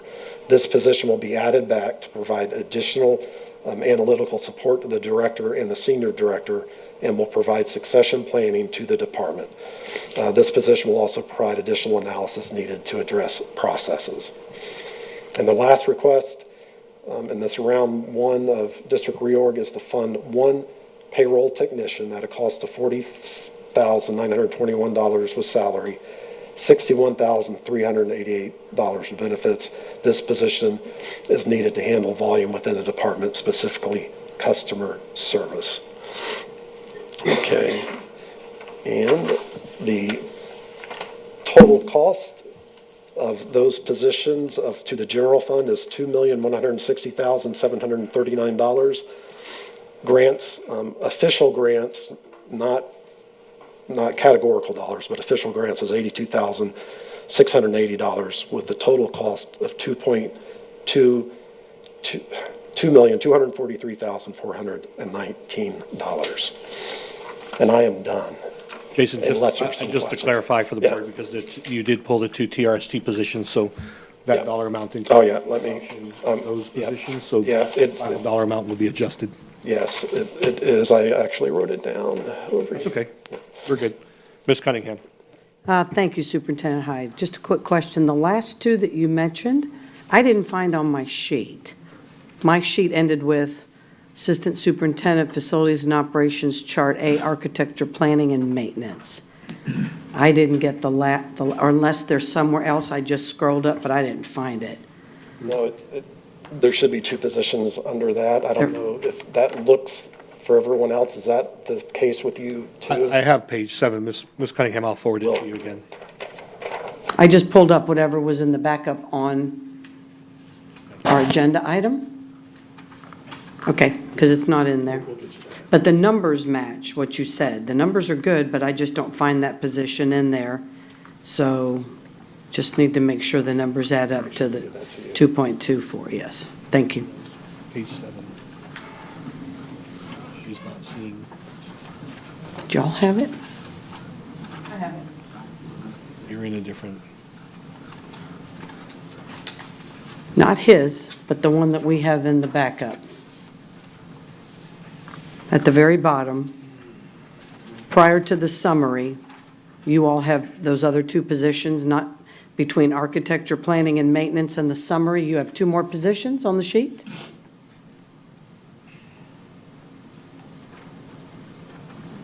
Ms. Cunningham, to clarify, when you look at the board docs page, you're clicking on the district reorg August 13th? Yes, I am. PDF? Yes. There should be a page 7 that includes that information. I'm able to see it, but we can resend it to you. It may not be in the staffing presentation, the one. Right, I'm on that in the PDF. That's, okay. Is that where the difference is? Okay, okay, Ma'am, that was missed. I apologize. okay. Yeah, I didn't go through the written, I was following along with the financial side. Okay, great, thanks so much. Thank you. Thank you. Ms. Fields. Mr. Pitts, can you direct me to where the amount of the unfunded position total would be? Of the unfunded position totals, Mm-hmm.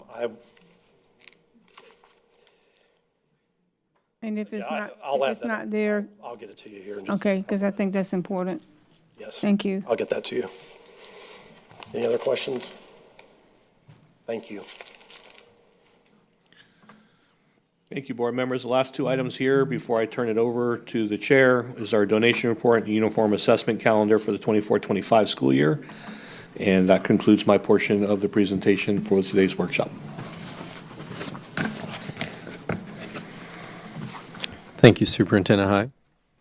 Board members, just continuing on, we've got a couple items to work through, basically our agenda for tonight, and then our general counsel. We need to wrap that conversation as well as we move to the next phase. So let's start with our board agenda for tonight.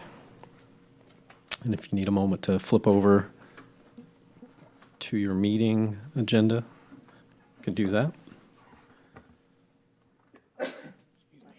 Bless you. All right. So any questions on our standard opening items? That's sections A through E.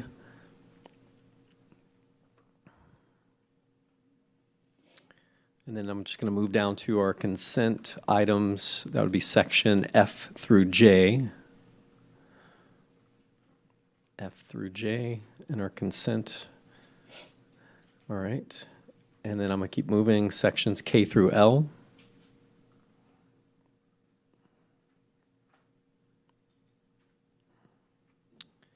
All right, sections M through P. Any questions on that? M through P. All right, section Q. That will lead us up to our action agenda tonight. We have a block of policies. I'll just note the progression of where we were with those, taking them through that public hearing process to where they're at tonight. If you so wish, you can remove one if you need to vote on it individually, but I'll bring them forward to you as a block. All right. No public hearing tonight and in our section R. And then we have superintendent's report. Mr. Bridges is out, and if you need to bring anything to us, you can. I don't think we have an auditor's report tonight. All right, and then we'll wrap with our comments and public comments. All right, very good. Next item, if we can get back to our work session.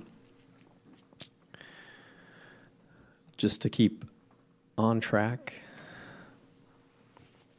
I'd like to talk through our old business around the general counsel information.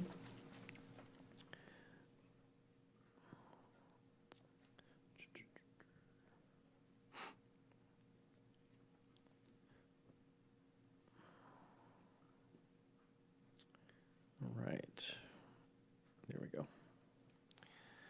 Okay, so we're basically 3 weeks out from our face-to-face interviews. Just to give you an update on our timeline, we're looking at September 3rd for that. So just 3 items that we need to work through together on this. So inside that agenda item, you'll see there's a list of get-to-know questions. There's a list of potential live interview questions, and then we have a rubric for discussion as well.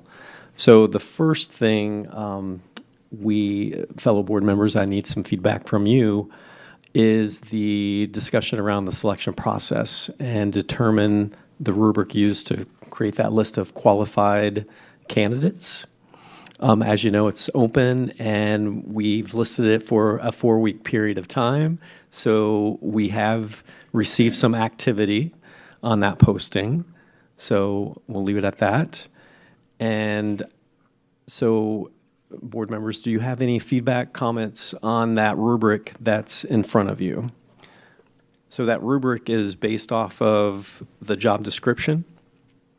So we'll start with that. And in essence, this would be handled by our HR department. Thank you, Superintendent, for extending your staff to help us on that. So as those applicants come forward, that's the rubric that we'll use to build out the semi-finalist for that. All right. Ms. Fields, you're recognized. Are there any written directions on how this is going to be used?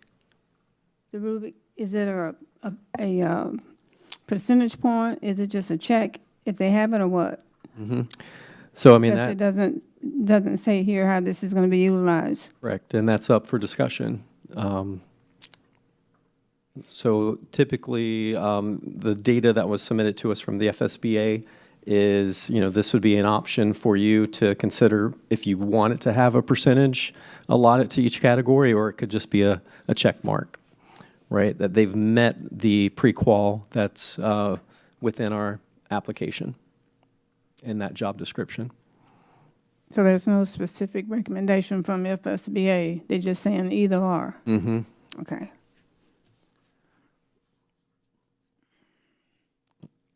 All right, anything else, Ms. Fields? Not right this minute, thank All you. right. Ms. Wyatt, you're recognized. Great, and when you talk about the rubric for screening for discussion, is this to get them to those that will actually do the live interview with us, and HR is going to screen them? Yeah, so basically, as the applications come through, this rubric would be used to determine a list of qualified candidates that we would interview face-to-face. Okay. Mm-hmm. So we'll be interviewing then all of the candidates that are qualified, or will we have an opportunity? I mean, if we end up getting 50 candidates that are qualified, will we have an opportunity for us to look at it and narrow that down based on their paper application, much like we did with the superintendent search before we? Yes, it would be very much similar to that process. Okay. Mm-hmm. When does the job application close again? Sorry. Yep, so it was officially to close on the 22nd. We did get it out a day earlier, so the full 4 weeks would be on the 21st. Okay. Mm-hmm. All right. So as you can see, as the candidates are coming through, it would go through the rubric. We would then, if they meet the qualifications, and that would then be narrowed down to our semifinalist, we would then need to determine basically the get-to-know questions as well. Okay. So if you look in that list there, you have the get-to-know questions. So that's going to be my next point of discussion. All right, Ms. Miller, you're recognized. I just have, going back to the rubric, I understand this is an HR document, and we can decide how it's weighted. My question is, you don't have to tell us now, but how many, I think this would affect how I would want it weighted based on number of applicants, because we could get very few, and it might change how we are looking at these. So do we know how many we've had so far? Yeah, and we can send that to you. Okay, great. Oh, sorry. All right, thank you, Ms. Miller. Ms. Wyatt? Thanks. So just before we get into the day of questions, so if it's closing on the 22nd, which is, if we've advertised that it closes on the 22nd, I think we need to leave it as what we've advertised. I don't think we can move it up. But so if it's closing on the 22nd and we're doing interviews on the 3rd, when will we need, if we need to narrow down that list, what is the process for, we'll receive them on the 23rd, and when do we need to have it back what our preferences would be to be able to notify them for an interview. Very good. So the rubric, you can see pretty much close-ended questions, right? It's a yes or no, did they meet those prequals? And then basically that get-to-know questions, that's, the FSBA recommended we should have 3 to 5 that we select from that list, would go out the next day. So that would give them about a week turnaround to respond to those questions. And then that data would come back to you in preparation for that live face-to-face interview. Okay, so. How do I get this microphone on? Gotcha. Just so I'm, from a sunshine standpoint only, you're going to get the HR staff to ministerially assure that the applications meet whatever the minimum requirements are. And then those applications that meet that will then be presented to the school board members. And then you all will determine of those applicants, which ones you wish to have then, you'll shortlist in effect. Yes. And then those, and then funnels down from there. Correct. But you'll be doing that at duly noticed meetings or whatever, however that works. Is that the anticipation? That sounds correct, yes. Okay, good. Then, good. All right. Sorry, I'm the current speaker, so let me Yep. press my button again. Ms. White, go ahead, you're recognized. So originally, we had talked that we were interviewing candidates on September 3rd. So are we interviewing every candidate that meets the minimum qualifications? No. Okay. No. So that, again, will be presented to us as it comes through that. So, Mr. Murphy, you can speak to this as well in discussing this. That rubric is probably going to filter out quite a few of the applicants in general, right, based on the prequals? It depends on who submits and what, but Yeah. Essentially what I understand that to be is that is a non-discretionary filter out. In other words, it's just a ministerial, you either meet the box or you don't. And then you all, as the determiners, ultimately then evaluate those who are qualified. Is that? So I guess that's my question is, are we going to have an opportunity to filter out and determine who we're going to interview of those that are qualified, or are we interviewing everyone qualified? Yeah, I don't think we should be interviewing all. I mean, I think the goal was for us to select 3 to 4 applicants that we would be bringing in for our September 3rd meeting. Okay, so September 3rd is 3 weeks from today and only 10 days after it closes. So if they have a week to get us those, I just am trying to figure out the calendar in my head, because it sounds like we're only going to have, if they're filling out those get-to-know-you questions before we narrow it down. Is that correct?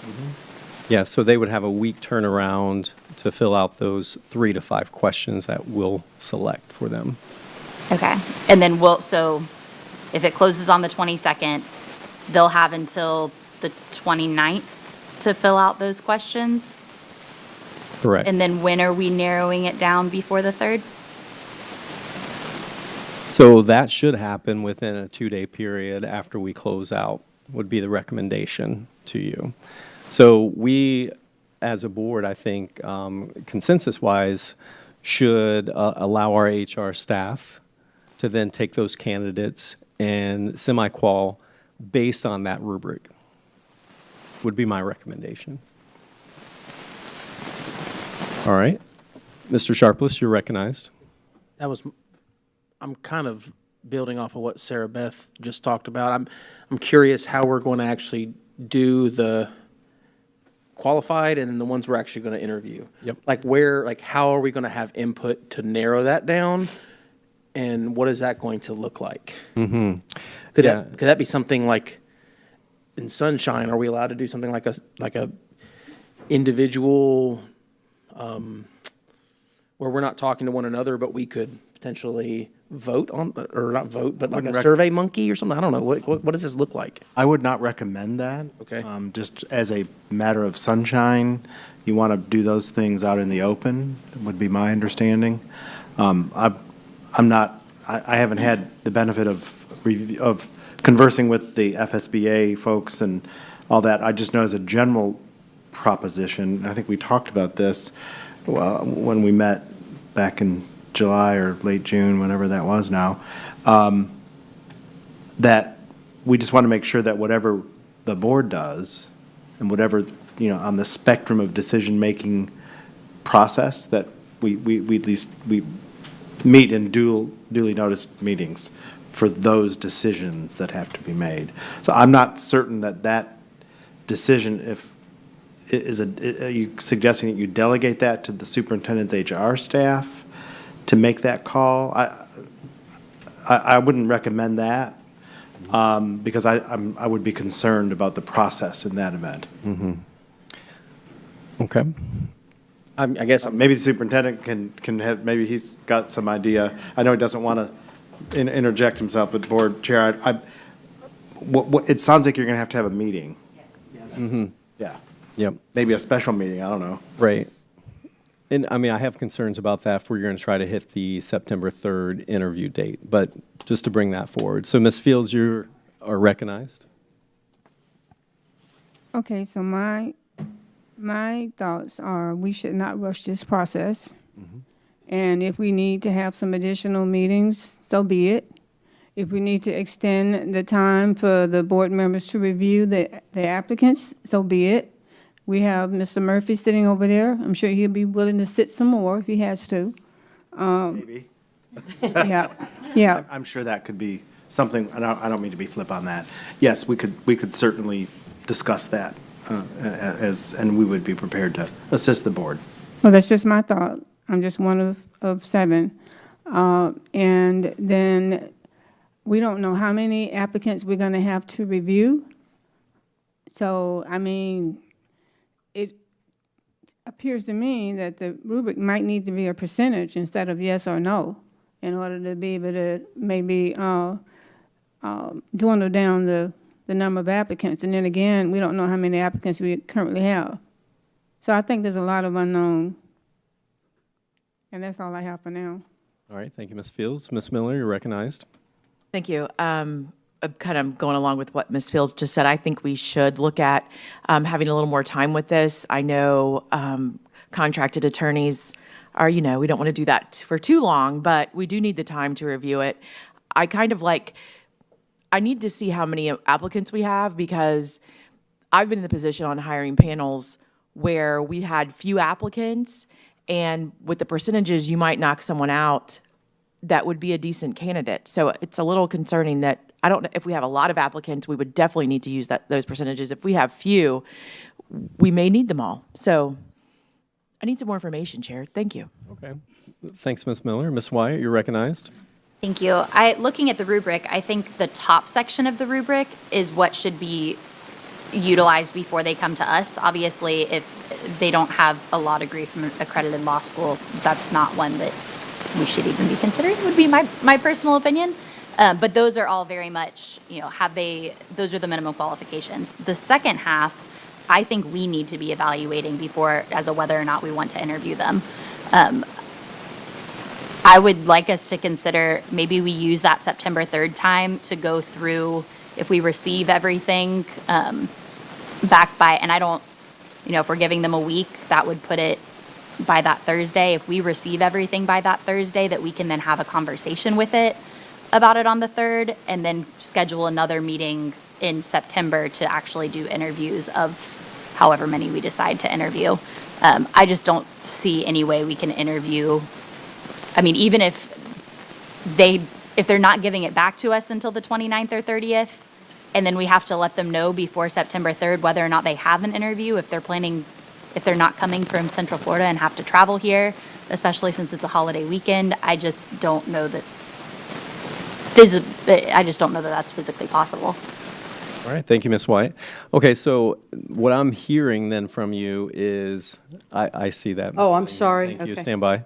What I'm collecting from you thus far is you want to have another meeting to discuss publicly who we want to select. So the thoughts were, as Ms. Wyatt had noted here, if we're looking at the rubric, I think this is our instrument that we should be building our conversation off of as well. As she notes, the top definitely notes the qualifications, and then that second And I don't know if there's a percentage there, but those are definitely closed-off questions to then narrow down for the interview process. So make sure that we're looking at this as a reference. So the hiring process, you would have typically a committee that would then be evaluating that. So are we suggesting that we collectively would like to be that in open, right, on this, to then select before they come in for the interview? Or would you rather have a committee that would handle that? And we could have board representation as long as we had our HR staff present as well. So just to keep the conversation rolling. Ms. Cunningham, you're recognized. It's okay, I'm good. Thank you. Okay. And Mr. Sharpless, you're recognized. I'll just say that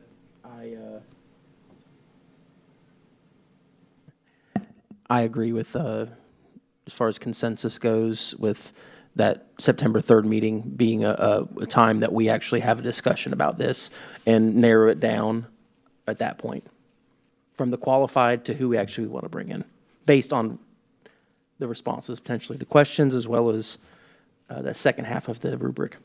Okay. All right, very good. So, so looking towards that September 3rd date, anybody else have any thoughts, comments on that? So, from what I'm hearing thus far is we receive the applicants, the deadline's the 22nd, and then we would then take those, we would all have an opportunity to filter each applicant through this lens, this rubric, in a sense, and then we'd be ready to discuss who we would want to select on the 3rd, is what I'm hearing from you thus far.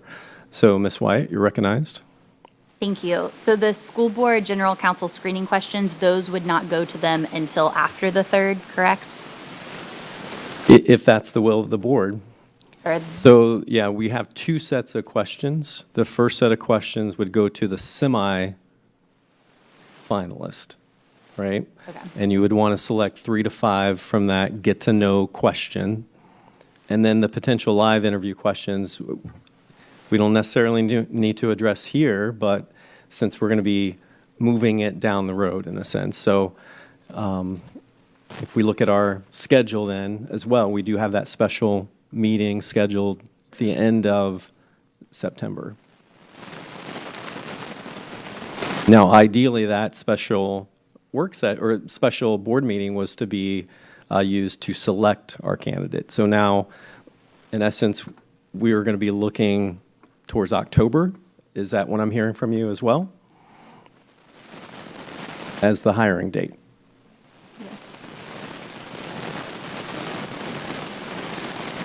So I had the special meeting to be at 5 on the 24th. Would it be possible then to have our work session at 9 and then immediately following that to do the interviews? Sorry, if the 24th is going to be the interview day. I just hate to wait until 5 p.m. to start interviews, hoping that we'll have 30 minutes with each. Could be several hours. All right, so you're asking on the 24th, where we have the called special meeting, to do what? So the work session we have that morning, originally we had said we would do the work session that morning and then come back at 5 p.m. for a board meeting to vote. Do we need to come back at 5 p.m. for a board meeting? Well, do we need to come back at 5 p.m. to do interviews, or could we do interviews starting after lunch and do the interviews that afternoon as opposed to from 5 to 9?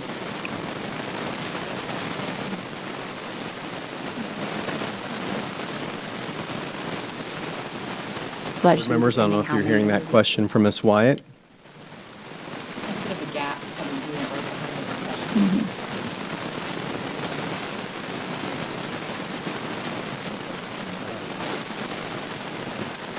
So you're just saying then we would bump the special board meeting from 5 rather than 5 to an earlier time in the day? Correct. And is it a board meeting if it's just the interviews? It still has to be a board meeting. I would think, Not just to voting. be safe, belt and suspenders. I think, yeah, you probably Okay. want to call it a board meeting, particularly if you're all convening here anyway.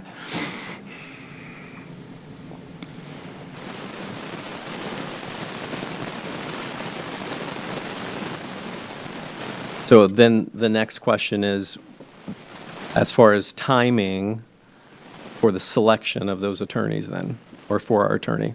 So are we looking then at the October 8th day is the next scheduled work session?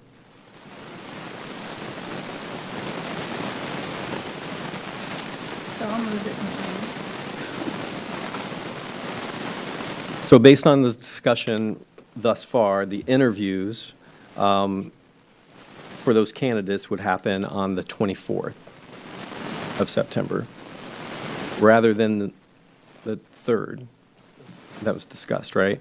But then we would have a 2-week lull before we'd have another opportunity to actually make that decision. So we would have to, again, have another special meeting on the same day that we have the scheduled work session, which would be October 8th.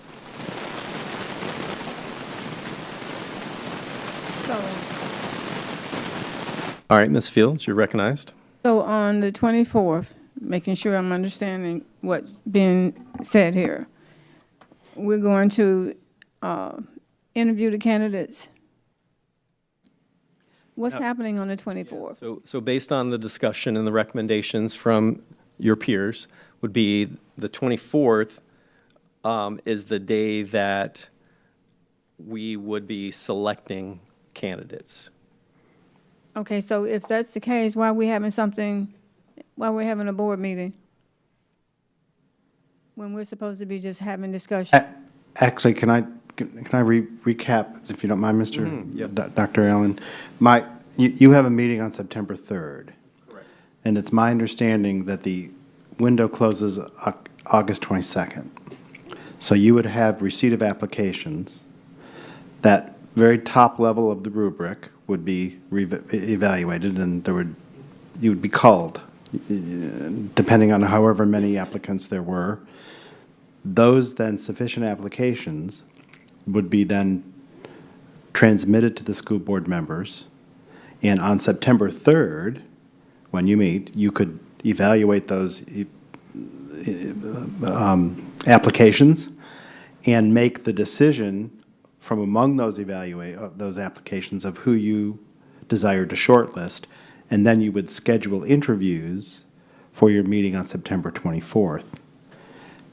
At which time, after those interviews were conducted, you could be in a position, after those interviews were conducted, to take action, or you could decide to take action at your next meeting on October 8th. Just depends on how, what transpires, but it seems like it would be September 3rd you'd meet, you'd review the applications that had met the requirements, you'd evaluate those, perhaps maybe even shortlist at that meeting, and then you would communicate that in an appropriate manner to the applicants. They would be required to have answered questions or what have you, and come back and interview, quote unquote, at the September 24th meeting. And then you're in session, so you could take action or not. And if you wanted to get more, or you wanted to have something else, that decision could be made. And then you have another meeting on October 8th, perhaps, if you needed it. That seems to be how that process would work. Does that fairly encapsulate what I'm hearing the various board members articulate? Okay. Perhaps it could be. All right. And again, going back to our previous conversations, I was just respecting your opinions that you would not feel comfortable voting back to back. That's what I was going to say. So that's why we were looking at that October 8th date as a potential special meeting to then make that vote. Okay? My speaker is still on, so I'm not done. Yes, ma'am, you're recognized.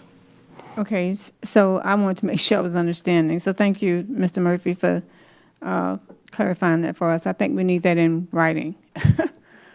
But my thoughts are that I'm not going to be comfortable interviewing someone on the same day of voting for their selection. I need to chew on it for a few days. And so I think October the 8th would be the day that we would need to vote on who we want to select as our new our school board attorney. All right, board members, you've heard from Ms. Fields. If you'll have any other opinions. Ms. Wyatt? Thank you. My comments were going to be on something different, but I think on that note, I agreed not doing it the same date. I don't, we only have a work session on the 8th, so if we're scheduling a separate board meeting anyways, I don't know that we have to wait till the 8th. If we're wanting to get it done before September, we could do it on September 30th or another date. But I would agree with Ms. Fields that I don't feel comfortable interviewing them the afternoon of the 24th and immediately going into voting, especially when, even doing that at a public meeting, I think it is prudent for us to allow the public an opportunity, if they wish to speak on it, to have the time to even know what the recommendation is before we vote. Okay, thank you, Ms. Wyatt. All right, so we've heard a timeline at this point. So any other thoughts? Is everybody comfortable with the rubric and that screening document that we'll use for our September 3rd discussion as we are filtering those candidates?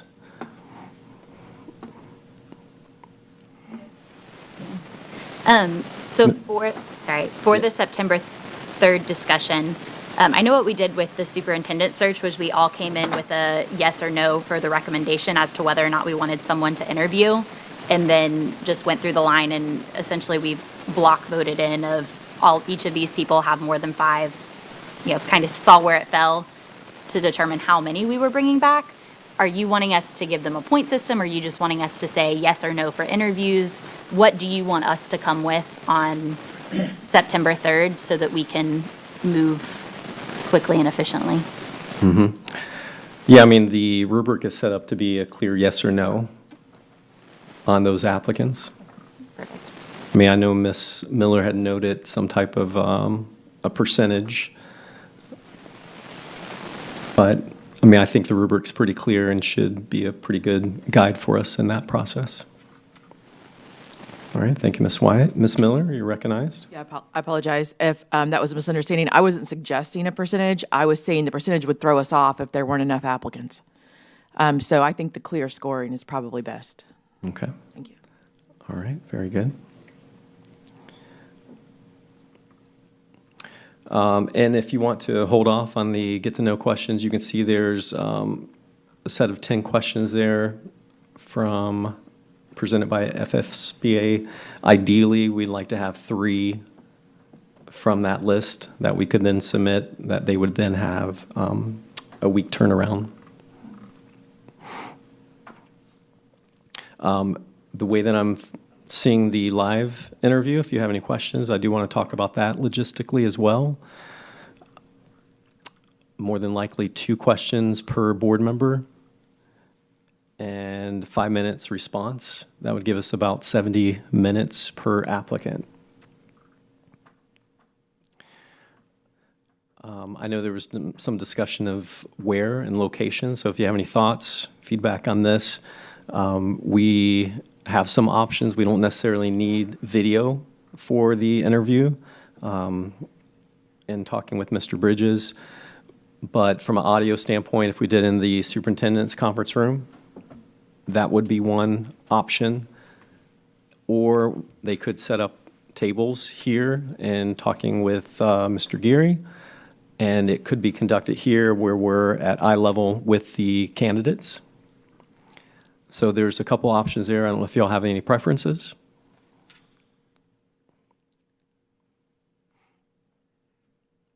Superintendent's conference room, does that sound like a good space? No major opinions? All right, very good. All right, any other discussion at this point on that? I'm checking availability.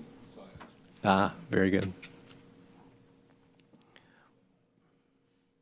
All right, well, let us know when you find that out.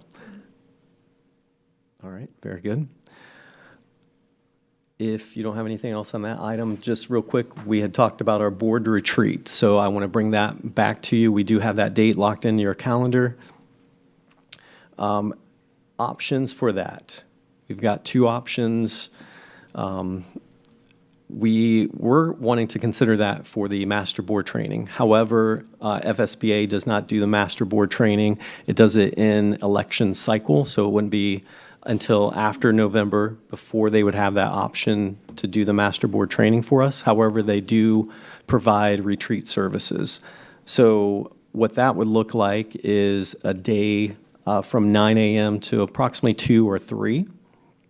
We could be sent a self-evaluation tool. There's various instruments that FSBA has that could be sent to us.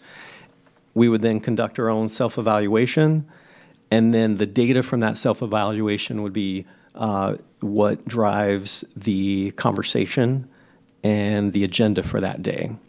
Other things, again, that you have expressed interest in discussing is our board budget and what that looks like as well. So that's one of the options. The secondary option was that when we meet during the retreat, we could discuss what a self-evaluation instrument would look like, and then that would be conducted that day. And then the data from that would be used in future master board training. So, Ms. Miller, you're recognized. Do you have the cost for this from FSBA? Sure, it's a nominal $1,500 fee. Plus the people coming, or just total 1,500? That's total.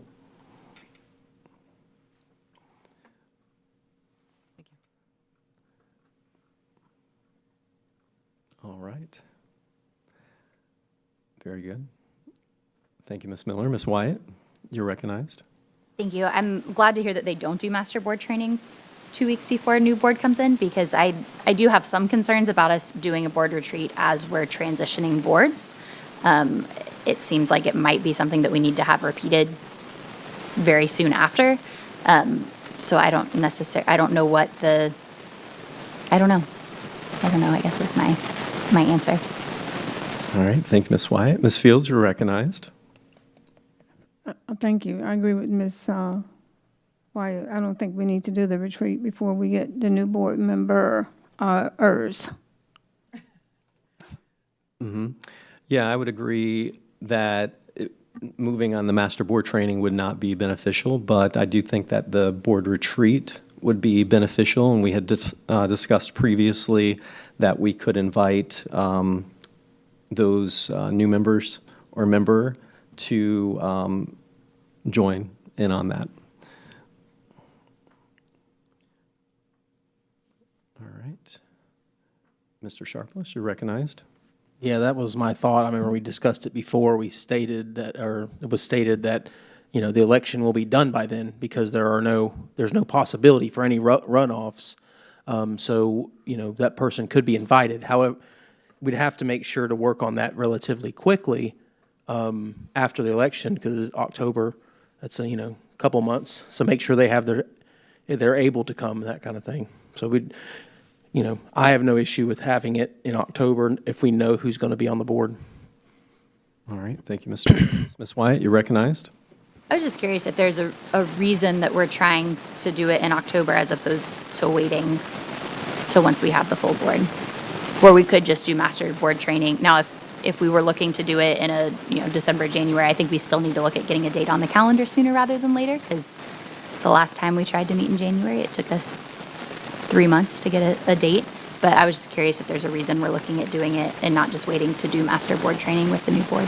Yeah, I thought it would be good to get that moving. It's been something that's been out there for quite some time, and I do know that it's been quite some time since we've discussed a budget for our board, and I would like to make sure that we get that moving forward.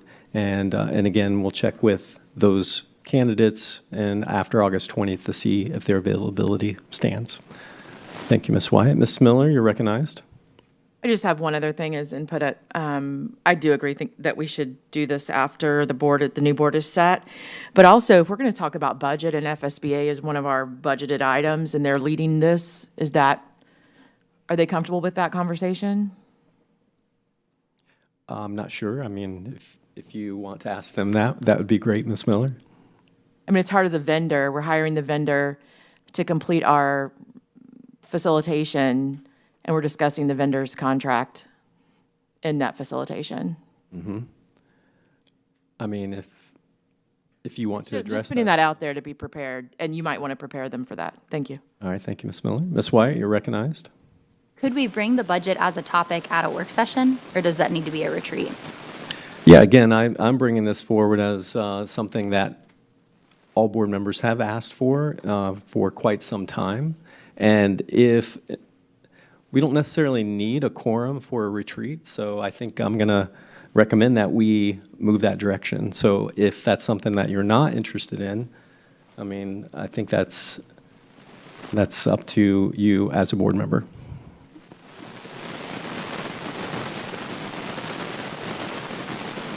All right, any other comments?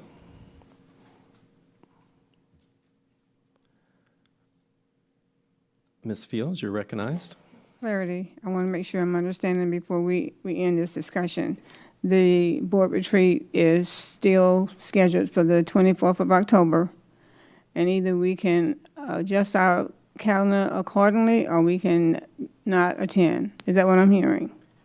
I mean, if we need just wanna to make sure do a that's what I'm vote, I mean, hearing. I'm definitely hearing some opinions that some board members are in favor of it, and some are not. So if we feel like we need to do a consensus vote on that, that's fine. I don't know that a vote is necessary. I think we need to be working as a team.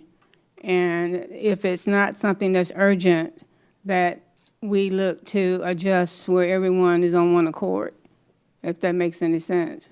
But I don't think that is necessary to have a vote. Okay. So it does sound like we're not in accord. I would agree on that. But I don't think if we're, I think it's wise that we would move that direction, but that's just my opinion. I mean, I think the opportunity to do a self-evaluation is something that's actually in our board manual. I think it's important to move those in that direction. Ms. Wyatt, you're recognized. Thank you. And I think we are all in accord that it needs to be done. I think the question is the timing of when it's done is, so that's my biggest question. Is I just hate for us to do something to then have to redo it. And it seems like if you're doing a retreat, that would be the ideal time, especially if you're bringing FSBA in, that would be the time to do master board. So to piecemeal it and do part of it in October, and then when we don't necessarily have the full participation, to then do another part of it in January, February, my preference would be to do it, to have a plan to do it all together once there is a newly sitting board, that we can go for that master board accreditation, because we haven't done that in quite some time. So I don't think that there's a discord on whether or not we need to move that direction. I just am worried about the timing, is my only concern. So I just wanted to clarify that. Thank you, Ms. Wyatt. And again, I think it's a positive thing that we actually found something collectively in our calendars that matched. This is something that, look, I've been on the board for 4 years, and these types of things always get kicked down the road, and I see the value of it. And, you know, if we're opposing that, that's fine. But I think it was something that we all agreed on, and we saw as a positive. Everybody's calendar was in alignment, which is very, very rare for us. Ms. Miller, you're recognized. Once again, I think that if we're going to do a self-evaluation, yeah, I'm not sure why we have to do this without the sitting board. So I know we're not taking consensus or votes, but I don't understand why we wouldn't do it all together with the new board member, or ERS, as Ms. Fields, I like that. When we're all together to be part of the self-evaluation, they might have a completely different, he, she, or multiple may have a completely different outlook, and it'll be cut short if it's done for them in advance. All right. Mr. Sharpless, you're recognized. I'm good either way. I don't see how it's happening before them in advance if we're inviting them to the thing, to the board retreat. I mean, if we're not inviting them to board retreat, then I certainly can understand that. It doesn't matter to me either way. I could do it, you know, in October. I could do it after the board gets elected. But, you know, if we do it in October, whoever the new board members potentially are, they definitely need to be invited. Because it would not be okay to have part of the board doing it and part of the board not. I think it needs to be all together. Because I think that's key to a retreat, is that we're all getting on the same page. All right, thank you, Mr. Sharpless. Ms. Wyatt, you're recognized. So just to clarify, is this retreat going to be for the sitting board and new board members, or just who the new board member or members will be? Yeah, it was agreed upon last time that we would invite Both. both, correct. All right. If somebody is adamantly opposed to us moving forward, please speak now.